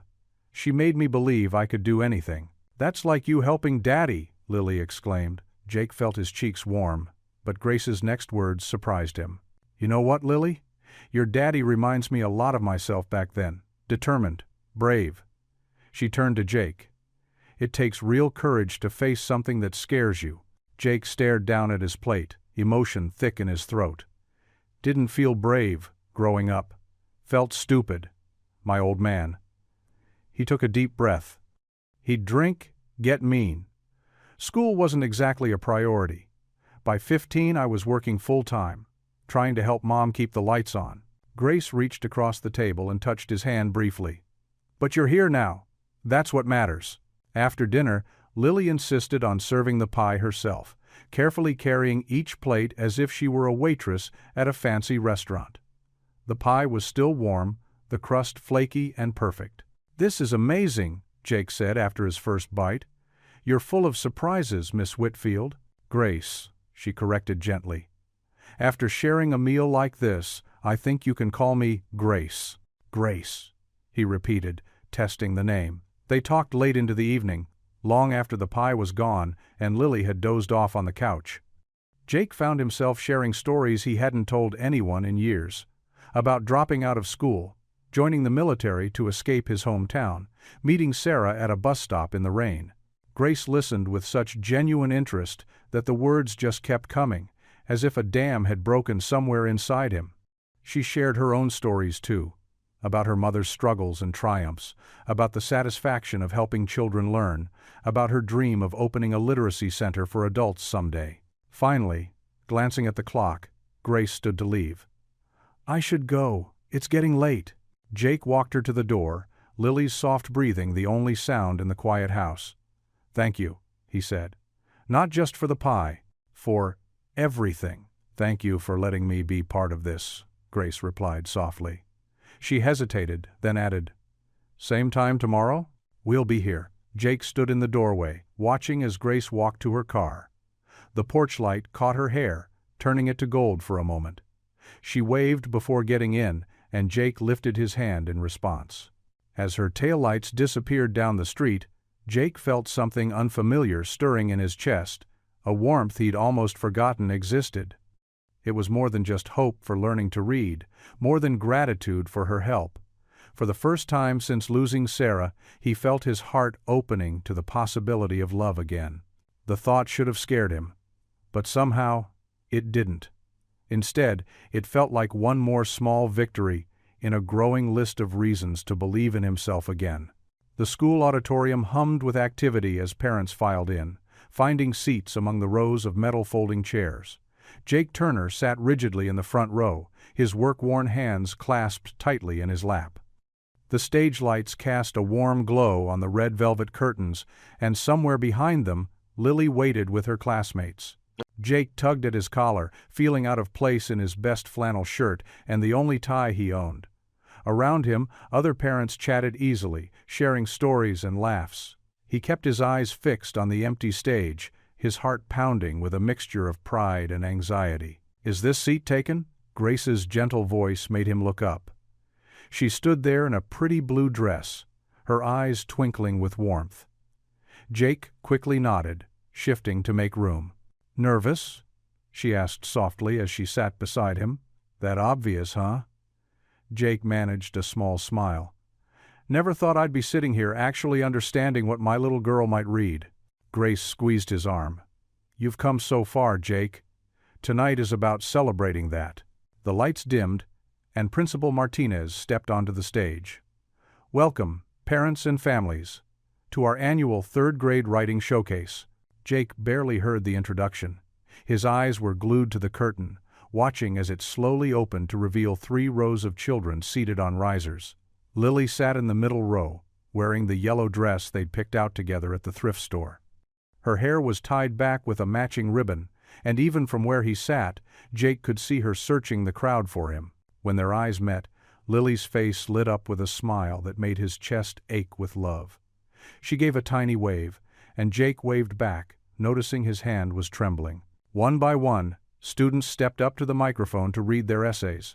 Some spoke about their pets, others about their favorite vacation spots. Jake listened more intently than he ever had before, recognizing words he'd learned over the past few months, feeling a surge of pride with each one. "Next up," announced Mrs. Martinez, "we have Lily Turner, reading her essay titled, 'My Hero, My Daddy.'"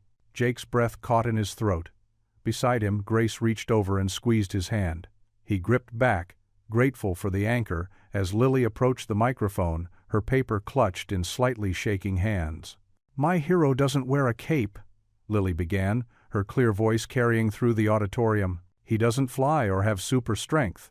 My hero is my daddy, and his superpower is never giving up." Jake blinked rapidly, feeling tears gathering in his eyes. In his lap, his free hand curled into a tight fist. "My daddy works really hard at the factory, fixing machines all day. But the biggest thing he fixed was himself." Lily paused, looking directly at Jake. "This year, my daddy decided to learn how to read with me. Some people might think that's silly for a grown-up, but I think it's the bravest thing ever." A few parents turned to look at Jake, but he barely noticed. His entire world had narrowed to his daughter's voice, and the words on her paper words he could now make out himself. "Every night, we sit at the kitchen table and practice together. Sometimes it's hard, and sometimes we both get frustrated. But Daddy never quits. He says that's what real heroes do, they keep trying, even when things are tough." Jake felt tears rolling down his cheeks now, but he didn't bother wiping them away. Grace's hand remained steady in his, grounding him as Lily continued. "My daddy teaches me lots of things. He shows me how to fix stuff around the house. He makes the best mac and cheese. But the biggest thing he teaches me is that it's never too late to learn something new. He shows me that being brave doesn't mean not being scared. It means doing something even when you are scared." Lily's voice grew stronger, more confident. "Some kids made fun of me because I was having trouble reading. It made me want to give up, but then I saw my daddy working so hard to learn, even though it was difficult for him too. He showed me that what matters isn't how fast you learn something, it's that you keep trying." Jake could barely see through his tears now, but he could hear the pride in his daughter's voice, could feel it radiating from her like sunlight. "My daddy isn't perfect. Sometimes he burns the toast, and sometimes he gets grumpy when we can't figure out a hard word. But he's perfect to me because he never stops trying to be better. That's what makes him my hero." Lily took a deep breath, her eyes shining. "So, maybe my daddy doesn't wear a cape or save the whole world. But he saved my world by showing me that love means never giving up on someone, especially yourself. Thank you, Daddy, for being my hero." The auditorium erupted in applause. Jake stood up, clapping through his tears, his heart so full it felt like it might burst. Lily beamed at him from the stage, and in that moment he saw her mother's smile in her face, that same pure, unconditional love. As Lily returned to her seat, Jake felt Grace stand beside him.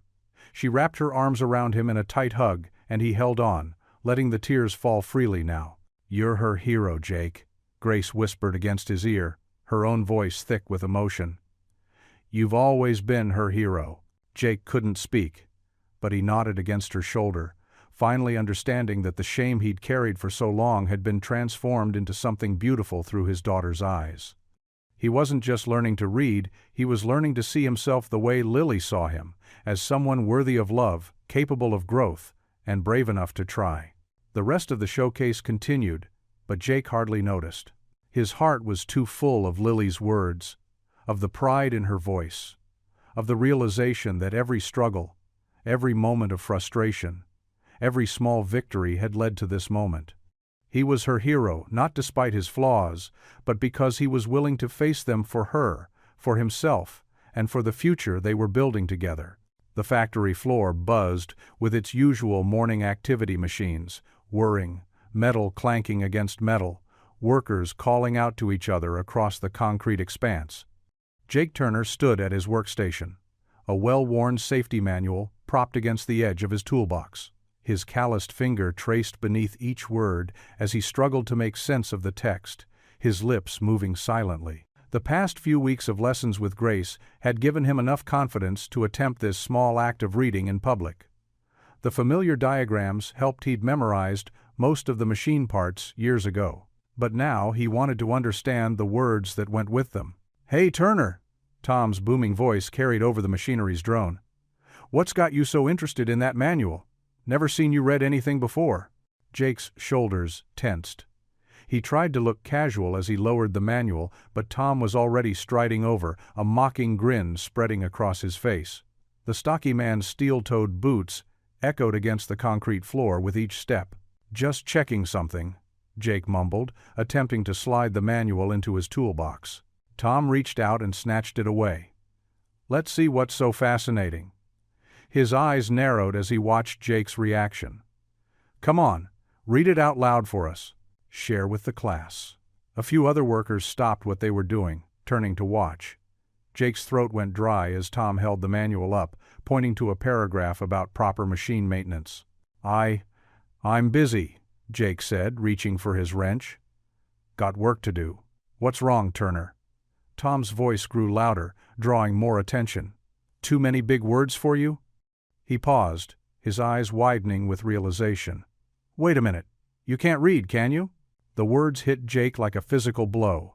He stood frozen, heat creeping up his neck as more workers gathered around. The machinery's hum seemed to fade into the background, replaced by the sound of his own pulse pounding in his ears. "Holy shit," Tom laughed, turning to address their growing audience. "Jake Turner can't read. All these years, and he's been faking it." Snickers rippled through the crowd. Someone whispered, "That explains a lot." Another voice added, "No wonder he never fills out his own paperwork." Jake's hands clenched into fists. 20 years of pride and careful hiding crumbled around him. The faces of his co-workers, men he'd worked alongside for years now, held a mix of amusement and pity that made his stomach turn. "Heard he's been getting lessons from his kid's teacher," Tom continued, clearly enjoying his moment. "What are you, back in kindergarten, Turner?" The mention of Grace snapped something inside Jake. The shame morphed into white-hot anger. Without a word, he grabbed his jacket from his workbench, nearly knocking over his toolbox in the process.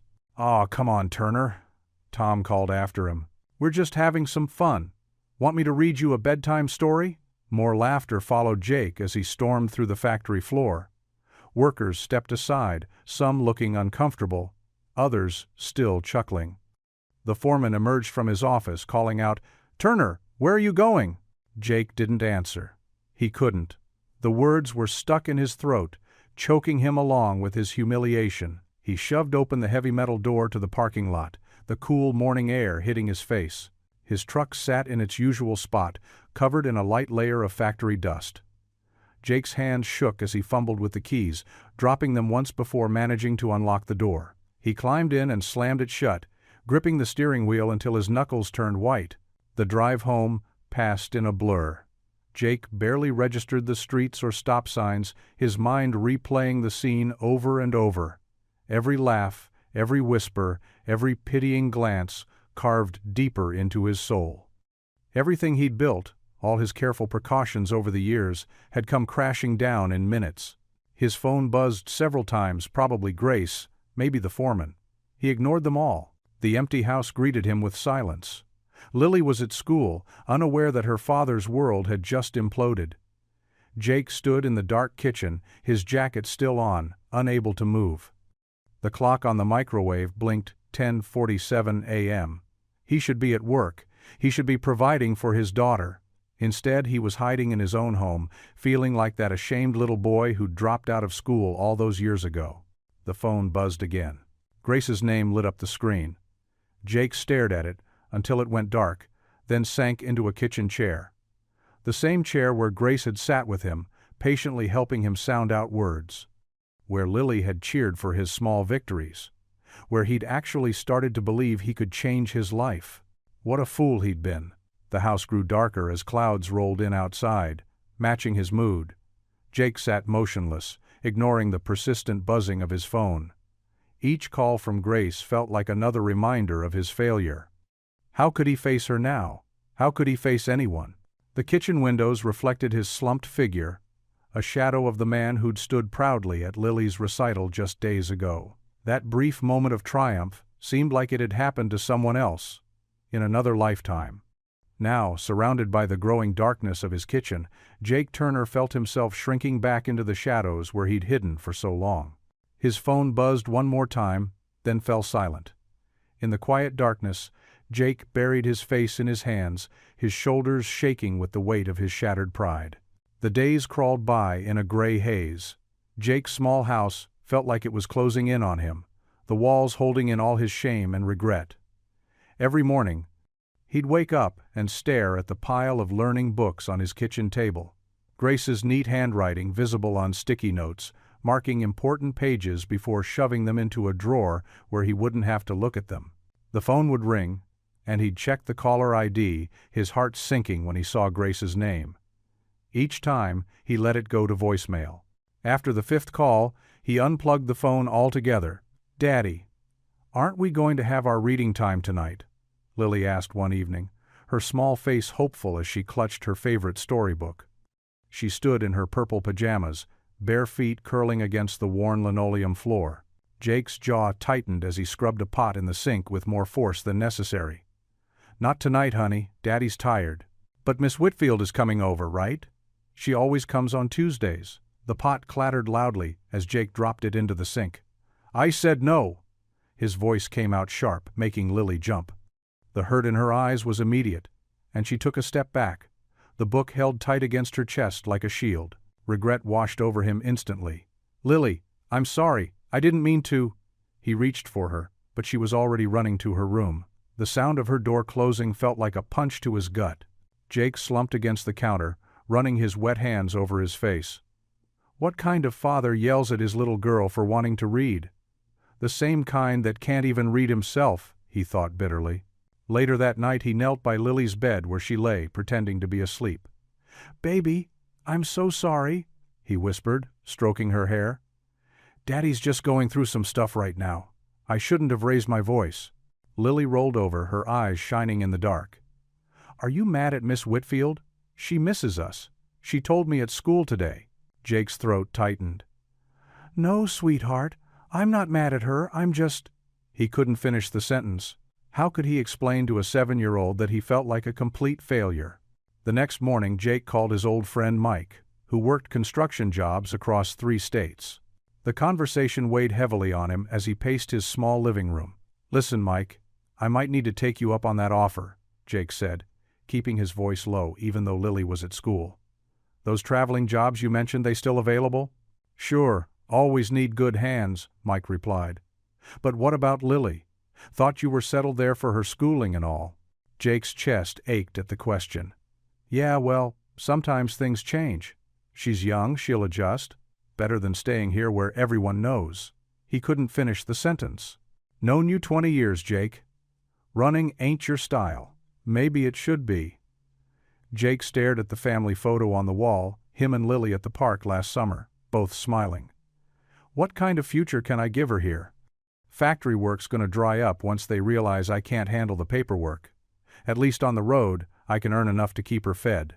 The conversation continued, with Mike reluctantly giving details about possible jobs in other states.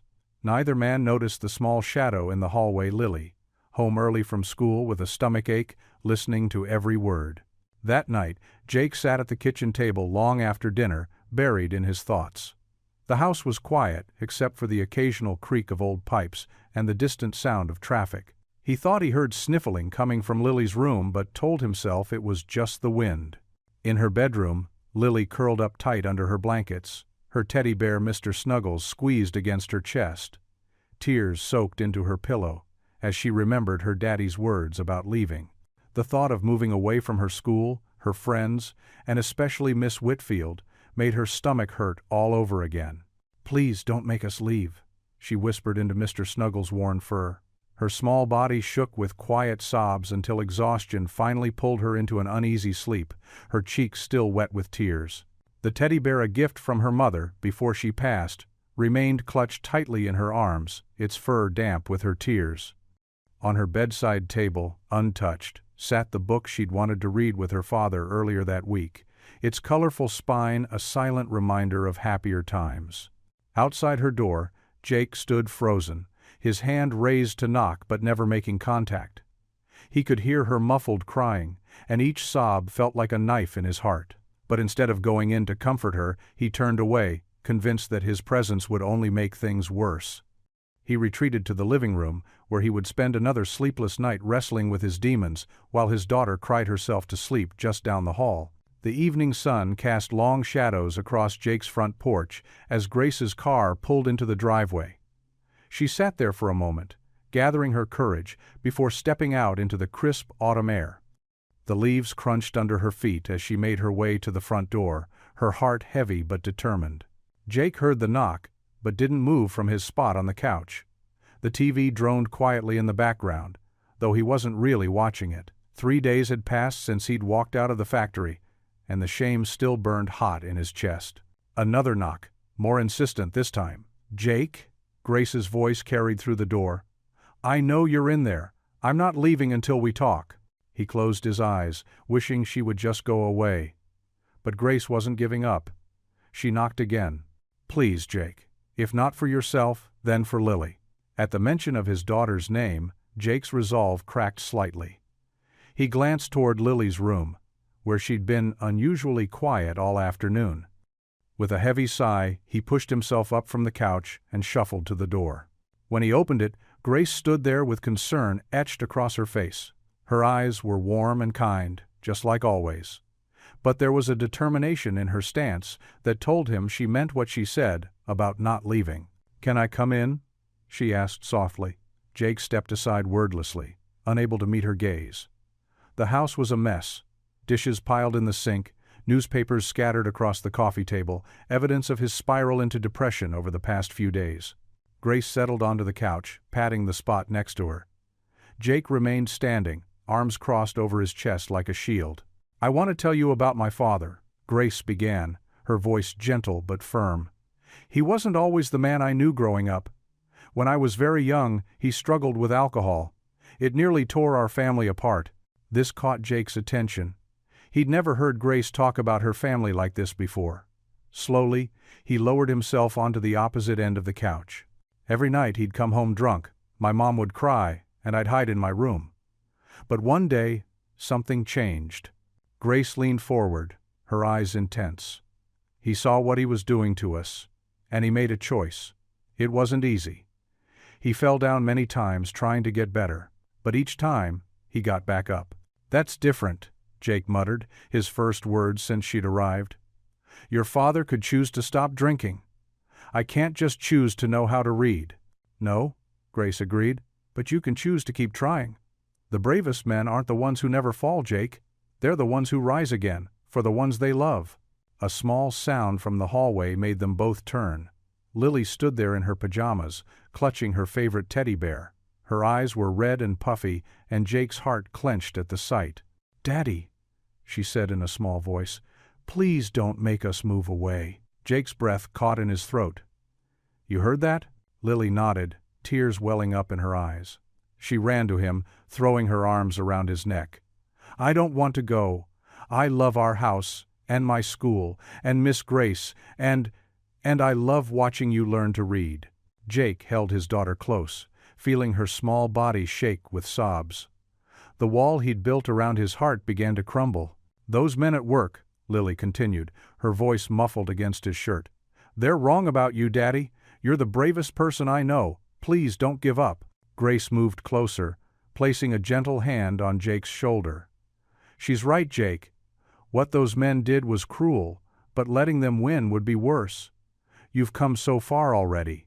Jake's vision blurred with tears he couldn't hold back anymore. All the shame, fear, and anger of the past few days crashed over him like a wave. But this time, he wasn't drowning alone. He had Lily's arms around his neck and Grace's steady presence beside him. "I'm sorry," he whispered, his voice rough with emotion. "I'm so sorry, baby girl." He pulled Lily closer, breathing in the familiar scent of her strawberry shampoo. "I got scared, but I won't give up. I promise, I'll keep trying. For you." Grace reached out and gently wiped a tear from his cheek, her touch soft and comforting. Her smile was warm and encouraging, reminding him of all the progress they'd made together. "We're both here for you," she said softly, "every step of the way." Jake nodded, unable to speak through the lump in his throat. He held Lily tighter, letting her presence anchor him to this moment, to this promise. The shame was still there, but it felt lighter somehow, shared between the three of them in this quiet room as the evening shadows lengthened outside. Jake sat at his kitchen table, textbooks spread before him like a battlefield he was ready to face. Grace sat beside him, her familiar lavender perfume mixing with the scent of fresh coffee she'd brought. The kitchen clock ticked steadily. marking each moment of his renewed determination. "Let's try this one again," Grace said softly, pointing to a simple sentence in the workbook. "Remember what we practiced about sounding it out?" Jake nodded, his jaw set with fierce concentration. The words that had once seemed like impossible puzzles now began to take shape. "The cat ran up the tree." His voice grew stronger with each word. "Perfect!" Grace beamed, and Jake felt a small flutter of pride in his chest. Lily bounced in her chair across from them, her math homework temporarily forgotten. "Daddy's getting so good," she exclaimed, clapping her hands. Jake couldn't help but smile. The shame that had nearly crushed him at the factory seemed a little lighter now. He picked up another book, one they'd been working on for the past hour. "Want to try reading with me, sweetheart?" he asked Lily. She nodded eagerly, scooting her chair closer. Together, they tackled page after page. When Jake stumbled over through, Lily giggled and helped him sound it out.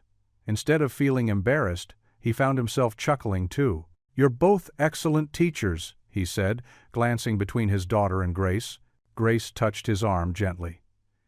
"You're doing the hard work, Jake. We're just here to cheer you on." The next afternoon, Jake sat in his truck during his lunch break, practicing with flashcards he'd made with Lily the night before. Each card had a word they'd chosen together. Simple things like love, hope, and dream. His calloused fingers moved through them methodically, his lips moving silently as he read each one. At home that evening, Lily pulled out her favorite picture book. "Can we read together, Daddy?" Jake settled into their worn armchair, Lily curled against his side. The book was one they'd read dozens of times, but tonight felt different. Instead of pretending to read from memory, Jake actually followed the words, his finger tracing beneath each line. "Once upon a time," he began, his voice growing steadier, "there was a little bear who loved to dance." When he successfully read through 2 pages without help, Lily squeezed him tight. "You did it, Daddy!" The next few days fell into a rhythm. Mornings at the factory were still tense, but Jake held his head higher. During breaks, he practiced. After dinner, Grace would come over, and they'd work together while Lily did her homework nearby. One evening, Jake surprised himself by reading an entire paragraph without stopping. Grace's eyes shone with pride, and something else he couldn't quite name. "I knew you could do it," she said softly. "I didn't," Jake admitted, running a hand through his graying hair. "But Lily never doubted me. Neither did you." They shared a long look, interrupted only by Lily's cheerful announcement that she'd finished her spelling worksheet. The weekend brought a new challenge: reading signs while driving to the grocery store. Lily made it into a game, pointing out words for Jake to read. "That one, Daddy," she'd call out, indicating street signs and store fronts. "Oak Street," he'd respond, or Supermarket. Each success made Lily cheer, and Jake found himself looking forward to their little challenges. At home, their kitchen table became command central for Operation Reading, as Lily dubbed it. She decorated flashcards with stickers, arranged books by difficulty, and even made a progress chart with stars for every new word Jake mastered.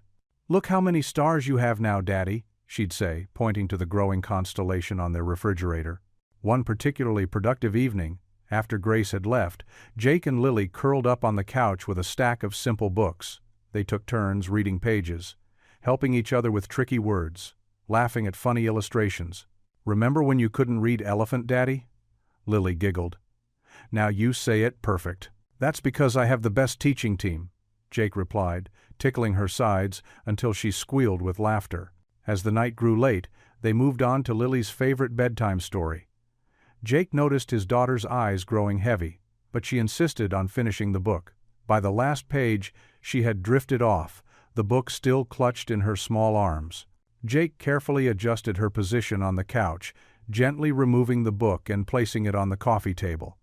He pulled the soft blanket from the back of the couch and tucked it around her sleeping form. Her face was peaceful, a small smile playing on her lips, even in sleep. Watching her, Jake felt a surge of emotion so strong it nearly overwhelmed him.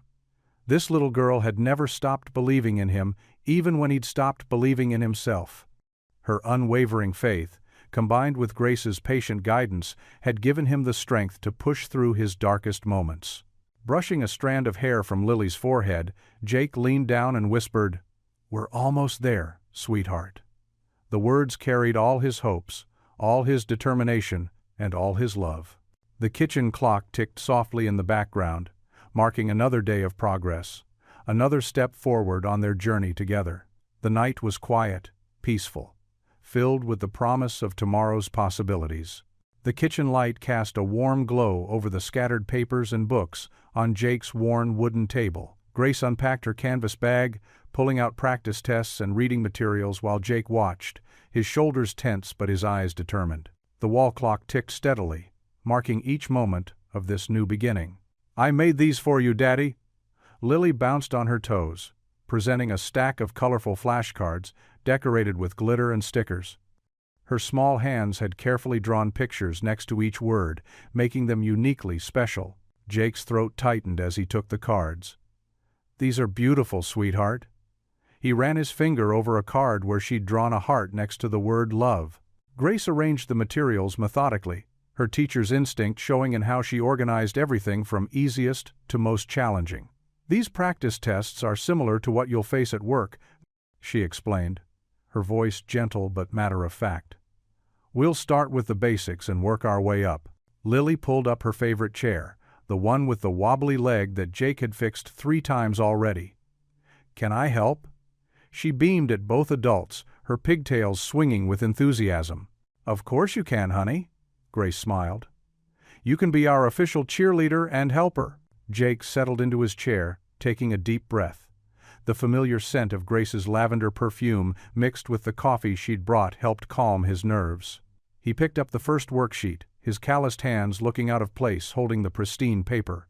"Let's start with these workplace safety terms," Grace suggested, pointing to a list of words. "These come up often in factory manuals." Jake nodded, his brow furrowing in concentration. "Emergency," he sounded out slowly. "Exit, caution." Each word came with effort, but clearer than before. Lily clapped after each success. "You're doing great, Daddy, just like when you taught me to ride my bike, remember? You said keep going, don't give up." A small smile tugged at Jake's lips. "Using my own words against me, huh?" Grace watched their interaction, her heart warming at the bond between father and daughter. She noticed how Jake's tension eased when Lily was involved, how his embarrassment faded in the face of his daughter's unconditional love. They worked through practice questions about workplace procedures. Jake's finger traced under each word, his lips moving silently before speaking aloud. When he stumbled, Grace would break down the word into smaller parts, her teaching experience showing in her patient approach. "Remember," Grace said softly, when Jake struggled with a particularly long word, "you've already come so far. Just take it one syllable at a time." Lily had begun drawing more flashcards at the other end of the table, her tongue sticking out in concentration as she copied words from one of her school books. The peaceful domestic scene struck Grace. How natural it felt to be here, helping this family grow stronger together. After an hour of steady progress, Jake leaned back in his chair, rubbing his tired eyes. "My brain feels like it's been through a workout." "That's because it has," Grace chuckled. "Learning is exercise for the mind." Lily brought over a glass of water for her father, careful not to spill it. "Here, Daddy. You always say I need to drink water after exercise." Jake accepted the glass with a grateful smile. "Thank you, baby girl." He took a long drink, then looked at the progress they'd made, completed worksheets, successfully read paragraphs, and a growing stack of mastered flashcards. Grace began gathering the materials they'd finished with, her movements unhurried. "You're reading at a much higher level now, Jake. The way you tackled those compound words was impressive. Still feels like climbing a mountain sometimes," Jake admitted, his voice low. "But you're climbing it," Grace reminded him. "Every day you're getting closer to the top." Lily yawned widely, prompting Jake to check the time. "All right, sweetheart, time for bed. Say goodnight to Miss Grace." Lily hugged Grace tightly, her small arms wrapped around the teacher's waist. "Thank you for helping my daddy, Miss Grace." He smiles more now. Grace hugged her back, touched by the child's honest observation. "Sweet dreams, Lily." After Lily skipped off to brush her teeth, Jake stood up, stretching his tall frame. The kitchen seemed smaller with him standing, his presence filling the warm space. He looked down at the materials they'd covered, at the evidence of his progress spread across the table. "I couldn't have done this without you," he whispered, his voice rough with emotion. Grace looked up at him, her eyes soft in the kitchen light. "That's what faith and love are for," she smiled gently. Jake stared at his reflection in the bathroom mirror, adjusting his collar for the third time. The rising sun painted stripes of golden light across the worn wallpaper, and somewhere in the kitchen he could hear Lily humming as she set out breakfast cereal. His hands shook slightly as he combed his hair, trying to look presentable for what felt like the most important day of his life. The smell of toast drifted up the hallway. Taking a deep breath, Jake straightened his shoulders and walked to the kitchen, where Lily had arranged 2 bowls of Cheerios on the table. She'd even placed a small vase with a dandelion she'd picked from their tiny backyard.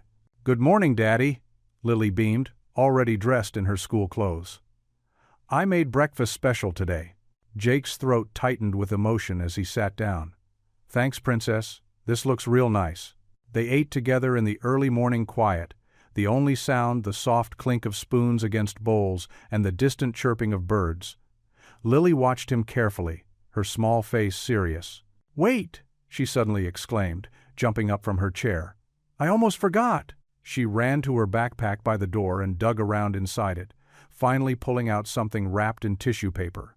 "I made this in art class," she said, placing it carefully in Jake's rough, work-worn hand. "It's for good luck." Jake unwrapped the paper slowly, revealing a small clay charm painted in bright colors. It was shaped like a heart, with "I believe in you, Daddy," written across it in Lily's careful handwriting. Miss Grace had clearly helped her spell the words. "See? I made a hole at the top so you can put it in your pocket," Lily explained, pointing to the small opening. "Miss Grace helped me make it perfect." Jake had to blink hard several times. "It's beautiful, sweetheart," he managed, his voice husky. He carefully slipped the charm into his shirt pocket, right over his heart. The drive to the factory was quiet, the streets still mostly empty in the early morning light. Jake's truck rumbled along familiar roads while his mind raced through everything Grace had taught him. Letter combinations, sound patterns, basic grammar rules. It all seemed to swirl together in his head. He pulled into his usual parking spot at the factory, killing the engine but not moving to get out. The building loomed before him, its brick walls somehow more intimidating than they'd ever been before. The charm in his pocket felt warm against his chest. Inside, the usual morning bustle seemed muted, or maybe that was just how it felt to Jake. A few coworkers nodded as he passed, some offering encouraging smiles. Word had gotten around about his learning journey, and while some still smirked, others had shown unexpected support. The testing room was actually just the factory's break room, cleared of its usual coffee makers and vending machines. Folding tables had been set up in neat rows, each with a single chair. Mr. Daniels, the foreman, stood at the front, a stack of papers in his hands. "Morning, Turner," he said with a professional nod as Jake took his seat. Other workers filtered in, filling the chairs around him. Jake noticed his hands were sweating as he pulled out the pencil Grace had given him for luck. Mr. Daniels cleared his throat. "All right, everyone. You have 2 hours to complete the exam. Read each question carefully and answer to the best of your ability. You may begin." The sound of papers rustling filled the room as the tests were passed out. Jake stared at the first page, his heart pounding. The words seemed to swim before his eyes for a moment, and he felt that old familiar panic rising in his chest. Then he remembered Grace's voice. "Take it slow. 1 word at a time. You know this, Jake." He took a deep breath and touched the charm in his pocket. Slowly, carefully, he began to read the first question. The words were clearer now, just like in their practice sessions. He moved his finger under each word, just as Grace had taught him, sounding them out in his head. The first section was about safety procedures, something he knew by heart, even if he'd never been able to read the manuals before. His pencil moved steadily across the paper as he marked his answers, checking each one twice like Grace had shown him. Time seemed to move strangely, sometimes racing, sometimes crawling. Jake worked steadily through each page, his concentration so intense that his neck began to ache. When he stumbled over a word, he heard Lily's voice in his head, encouraging him just like she did during their evening reading sessions. Sweat dampened his shirt as he worked through a particularly difficult paragraph about equipment maintenance.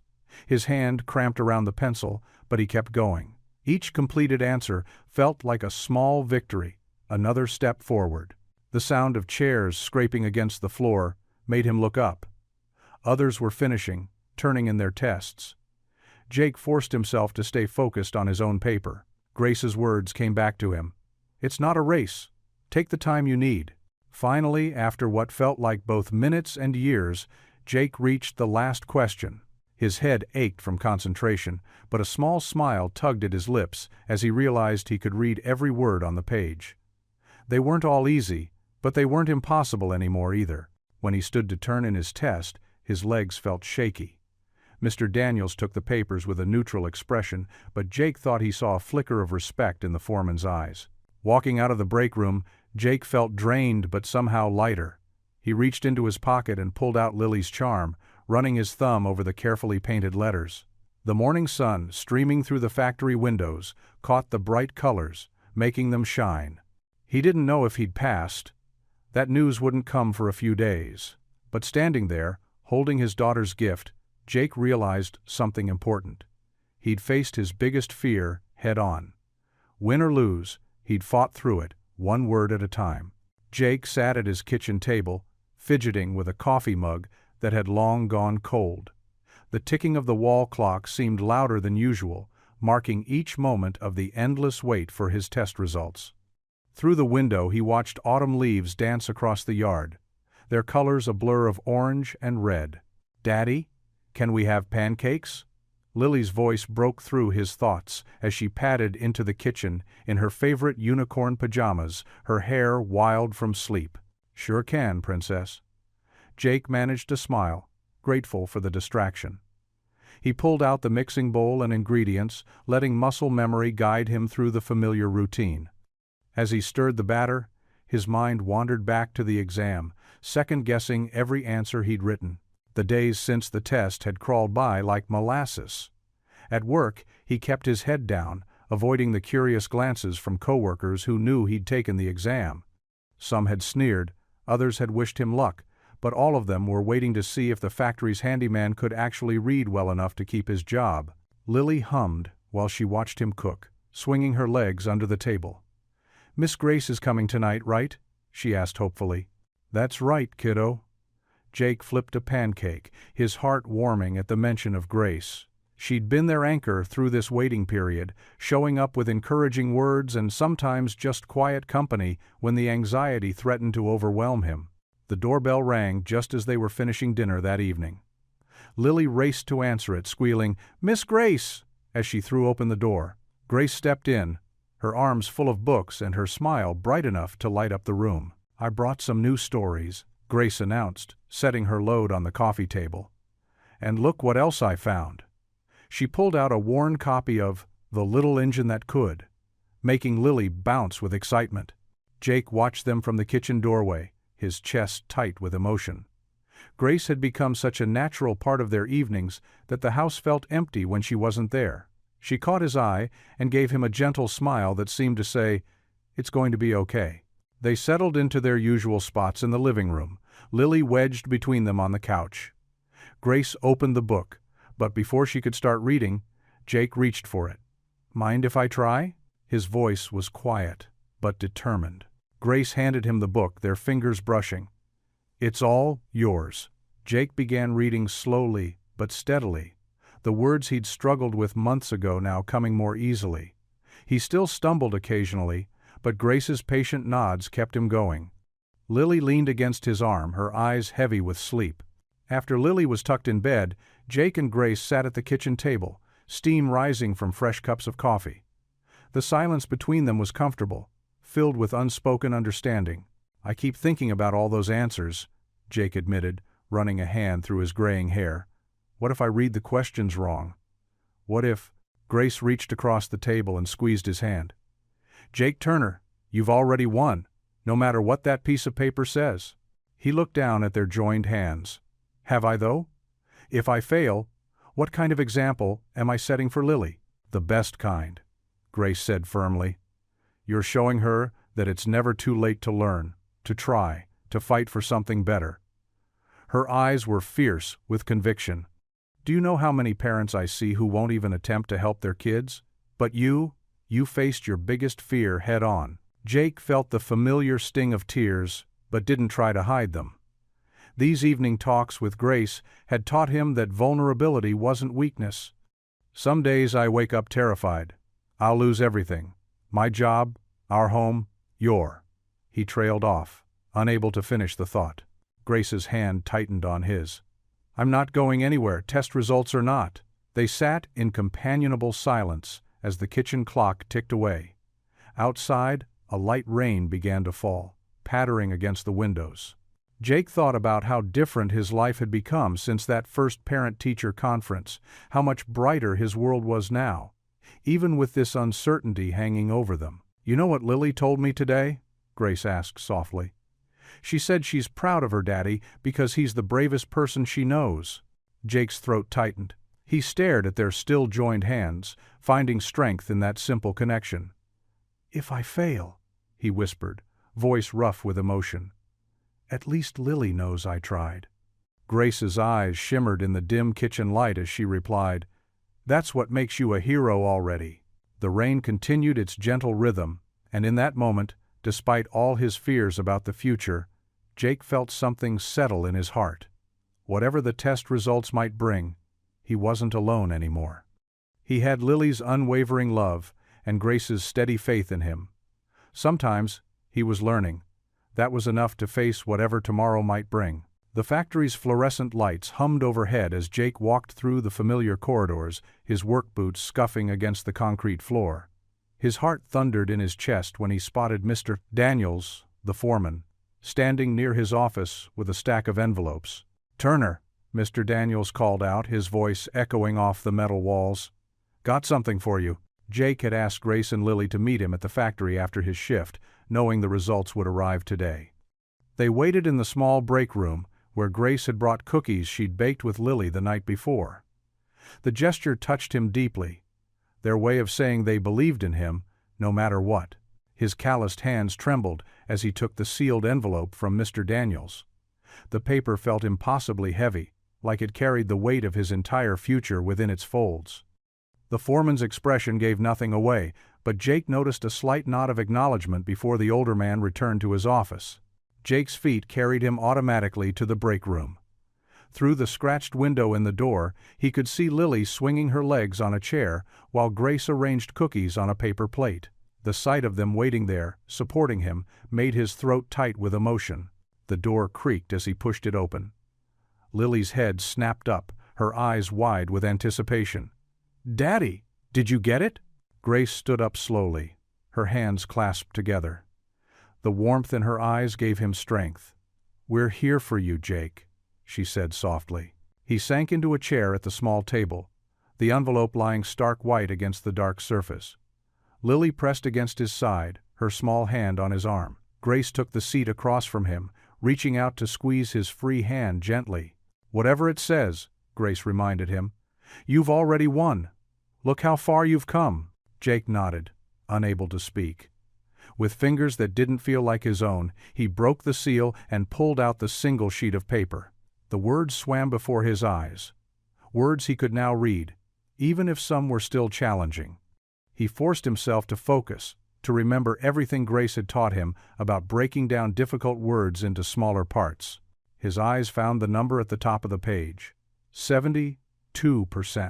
Below it, in clear print, passing grade, promotion qualified.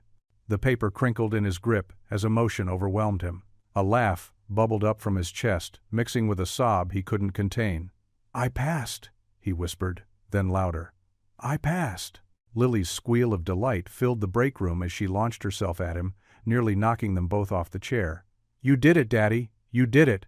She peppered his face with kisses, her joy pure and infectious. Jake held his daughter close, breathing in the familiar scent of her strawberry shampoo. Tears rolled freely down his cheeks now, but he didn't care who saw them. These were tears of triumph, of relief, of possibilities he'd never dared to imagine before. Grace moved around the table, her own eyes glistening. She wrapped her arms around both of them, her touch warm and reassuring. "You did it, Jake," she whispered near his ear. "You changed her life. And yours." The three of them stayed like that for a long moment, their shared embrace a testament to how far they'd come together. Jake could feel Lily's heart racing against his chest, her excitement palpable. Grace's presence was steady and grounding, reminding him that he hadn't made this journey alone. Mr. Daniels appeared in the doorway, a rare smile softening his usually stern features. "Congratulations, Turner," he said, nodding approvingly. "Report to the supervisor's office Monday morning. We'll get you started on your new responsibilities." "Thank you, sir," Jake managed, his voice rough with emotion. The foreman's words made it real. This wasn't just about passing a test. This was about a new chapter in his life, one where he could hold his head high and provide a better future for his daughter. Lily tugged at his sleeve, her face glowing with pride. "Can we put this on the fridge? Right next to my spelling test?" Jake laughed, wiping his eyes with the back of his hand. "You bet we can, sweetheart." He looked at the test results again, the passing grade clear and undeniable. He could read every word on that page, something that would have seemed impossible just months ago. Grace began setting out the cookies she'd brought, arranging them on the break room table. "I think this calls for a celebration," she said, her smile bright and genuine. Other workers passing by the break room stopped to offer congratulations, word of Jake's success spreading quickly through the factory. Jake sat there, surrounded by the people who meant the most to him, the weight of his secret finally lifted from his shoulders. He watched Lily, chattering excitedly about their future plans, her face animated as she talked about reading together every night. Grace caught his eye across the table, and the pride in her expression made his heart swell. He smoothed out the test results paper, running his fingers over the words he could now understand. The memory of that first night in the library, when he'd nearly walked out in frustration, seemed distant now. Every struggle, every moment of doubt had led to this victory. Not just for him, but for all of them. Jake's palms grew sweaty as Mr. Daniels waved him into the office. The small room felt even smaller with the foreman's broad frame behind the desk, his weathered face unreadable as he shuffled through some papers. The clock on the wall ticked loudly in the silence. "Take a seat, Turner," Mr. Daniels said, gesturing to the chair across from him. Jake lowered himself slowly, his work boots scraping against the linoleum floor. The leather chair creaked under his weight. On the desk, he spotted the envelope containing his test results, and his throat went dry. "Well, Turner," Mr. Daniels began, picking up the envelope.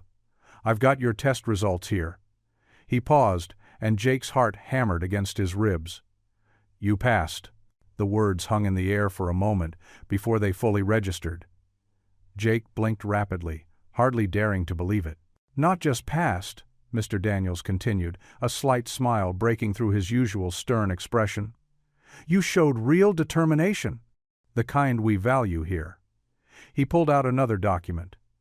"Which is why I'm offering you the supervisor position in Building B.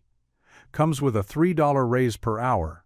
Jake's vision blurred with tears he fought to hold back.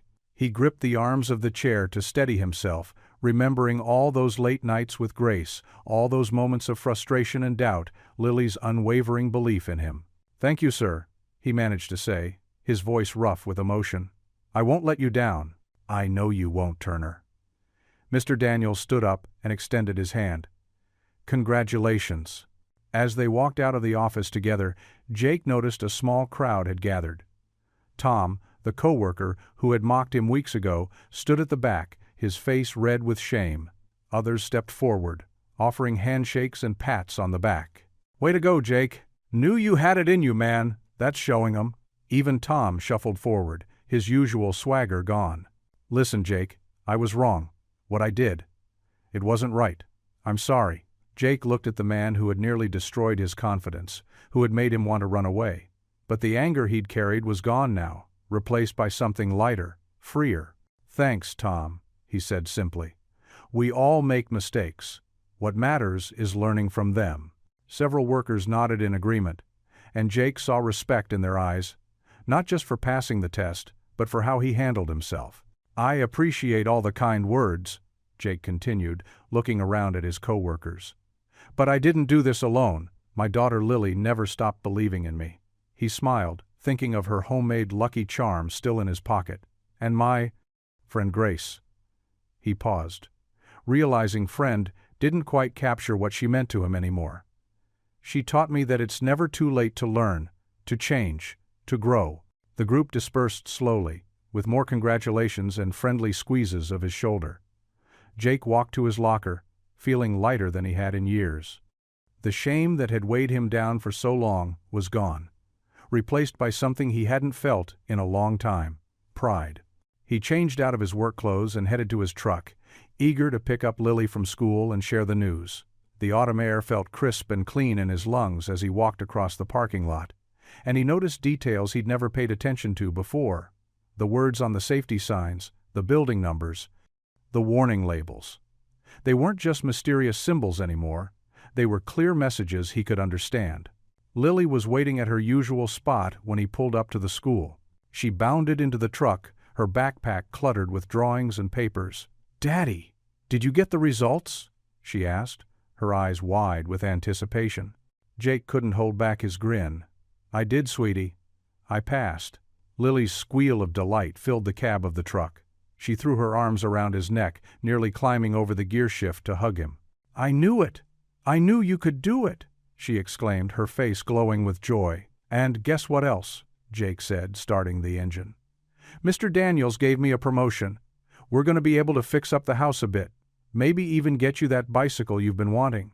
Lily bounced in her seat as they pulled away from the school. Then she grew quiet for a moment, her face serious as she looked at him.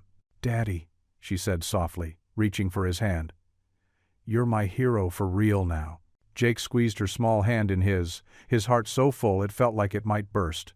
He thought about how far they'd come, from those first terrifying moments in Grace's classroom to now. The road ahead still had challenges, but for the first time in his life, he wasn't afraid of them. "I love you, kiddo," he said, holding her hand tightly as they drove toward home, toward their future, toward all the stories they would read together. The kitchen glowed with warm yellow light from the old lamp above the table. Outside, stars dotted the dark sky, and a gentle breeze rustled through the leaves of the maple tree in the backyard. Jake sat at the wooden kitchen table, his daughter Lily perched eagerly in the chair next to him. A worn copy of The Little Engine That Could lay open before them, its pages slightly dog-eared from frequent use. Grace stood quietly in the doorway, her shoulder resting against the frame. She hadn't announced her presence yet, not wanting to break the special moment unfolding before her. Her heart swelled as she watched Jake run his finger confidently along the first line of text. "The little blue engine looked up at the hill," Jake read, his voice clear and steady. The words flowed naturally now, nothing like the halting, uncertain sounds from their first lessons. "Long trains must go over you," puffed the engine. "They do it somehow, and so can I." Lily's eyes grew wide with wonder. She'd heard this story dozens of times before, but never like this, never in her daddy's strong, sure voice. She scooted her chair closer, the legs scraping softly against the linoleum floor. Jake continued reading, turning each page with growing confidence. His fingers no longer trembled when they touched the paper. His shoulders, usually tense during reading sessions, remained relaxed and easy. The words, that had once seemed like impossible puzzles, now made perfect sense, revealing their secrets without a fight. "I think I can. I think I can," he read, adding just the right amount of determination to his voice. Lily giggled, recognizing the famous line. She mouthed the words along with him, bouncing slightly in her seat. Grace pressed a hand to her mouth, trying to hold back the emotion that threatened to spill over. She remembered those first difficult days, when Jake could barely recognize the alphabet. How many nights had they spent at this very table, working through flashcards and simple words? How many times had he almost given up? "I thought I could. I thought I could," Jake read triumphantly as the little engine reached the top of the hill. His voice carried the same victory as the story's hero, and rightfully so. He had climbed his own mountain, one letter at a time. Unable to contain herself any longer, Lily jumped up from her chair and climbed into Jake's lap. Her small hands clapped with excitement, and her face beamed with pure joy. "Daddy, you're reading it perfect," she exclaimed, wrapping her arms around his neck. "Just like Miss Grace taught you." Jake paused, finally noticing Grace in the doorway. Their eyes met across the kitchen, and Grace couldn't stop the tears that spilled down her cheeks. She wiped them away quickly with the back of her hand, but her smile remained bright and proud. "Keep going, Daddy," Lily urged, settling more comfortably in his lap. She pointed to where they'd left off on the page. "What happens next?" Jake cleared his throat, his own eyes growing misty. But his voice remained strong as he continued the story, one arm wrapped securely around his daughter while the other hand turned the pages. He read about the toys and good food for the children on the other side of the mountain, about their happiness when the little engine finally arrived. The kitchen seemed to grow warmer with each word, filled with more than just the yellow lamplight. It glowed with accomplishment, with love, with the simple joy of a father reading to his child, something Jake had dreamed of doing for so long. As he neared the final pages, Lily snuggled closer, her head resting against his chest. She could feel the rumble of his voice as he read, steady and sure, so different from the hesitant man who used to make up stories because he couldn't read the words on the page. Grace moved quietly into the kitchen, taking a seat across from them. She folded her hands on the table, watching the pair with tender eyes. This was why she'd become a teacher. For moments like this, when the gift of reading opened up a whole new world of possibilities. Jake's voice grew softer as he reached the last page, matching the gentle mood that had settled over the kitchen. And the little blue engine smiled and seemed to say, as she puffed steadily down the mountain, "I thought I could, I thought I could, I thought I could." He closed the book carefully, running his hand over its worn cover. The room fell quiet, except for the soft ticking of the clock on the wall and the distant song of crickets outside the window. Lily lifted her head from his chest, her eyes shining with pride and love. "You did it, Daddy," she whispered, her small voice full of wonder. Jake hugged her close, breathing in the sweet smell of her shampoo and feeling the warmth of her small body against his chest. "We did it, together," he whispered back, his voice thick with emotion. Golden autumn sunlight filtered through the trees in Jefferson Park, casting dappled shadows on the winding path. The crisp afternoon air carried the sweet scent of fallen leaves and distant wood smoke. Jake Turner walked beside Grace Whitfield, their shoulders occasionally brushing as they followed the meandering trail. Just ahead, Lily skipped along, her pink backpack bouncing with each step, stopping now and then to collect particularly colorful leaves. "Look, Daddy." Lily held up a bright red maple leaf, her eyes sparkling. "It's the same color as Miss Grace's sweater." Jake smiled, watching his daughter's enthusiasm. These simple moments, being able to read the park signs, understanding the notices from Lily's school, helping her with homework, still felt like small miracles. He remembered the gut-wrenching shame that had consumed him just months ago, how he'd wanted to disappear when he first admitted his secret to Grace. "Beautiful leaf, sweetheart," Grace called out, her voice warm. She turned to Jake, her eyes crinkling at the corners. "She's got quite the eye for detail." "Gets that from her mother," Jake said softly, no longer feeling the sharp pain that usually accompanied memories of his late wife. Instead, there was a gentle ache, mixed with gratitude for the new joy he'd found. They passed the playground where children swung and climbed, their laughter carrying on the breeze. Jake remembered the countless times he'd brought Lily here alone, watching her play while feeling isolated in his secret struggle. Now, the same playground felt different, brighter somehow. "Can I go swing?" Lily asked, already bouncing on her toes. "Go ahead, but stay where we can see you," Jake said, proud that he could now read the safety rules posted nearby.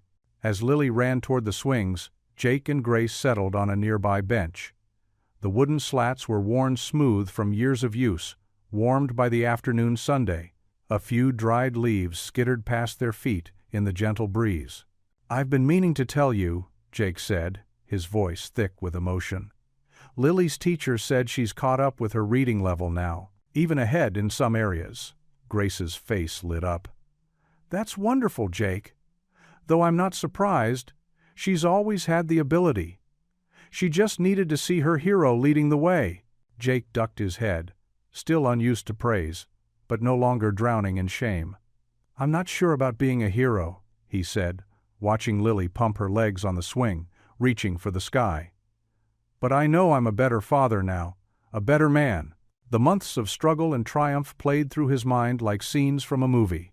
The first terrifying confession in Grace's classroom, the late-night study sessions at his kitchen table, the triumph of passing his work exam, and countless small victories in between. But more than that, he remembered the way Grace had stood by them, never judging, always believing. "Remember that first day at the library?" Jake asked, chuckling softly. "I was so scared I could barely hold the flashcards." Grace nodded, her shoulder touching his. "And look at you now, reading bedtime stories, helping with homework, writing reports at work.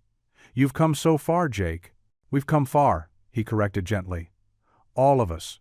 Lily's delighted squeals drew their attention. She had abandoned the swing and was now making a pile of leaves, throwing them in the air and dancing in the falling colors. Other children had joined her, turning it into an impromptu autumn celebration. Jake watched the scene, struck by how different everything felt now. The weight of his secret had been replaced by a lightness he'd forgotten could exist. His house, once a reminder of his limitations, had become a warm home filled with books, laughter, and shared meals. Even his job, which had been a source of constant anxiety, now offered opportunities instead of threats. But the biggest change was in the way he carried himself. The shame that had hunched his shoulders and lowered his eyes had given way to something else: dignity, hope, and even pride in what he'd accomplished.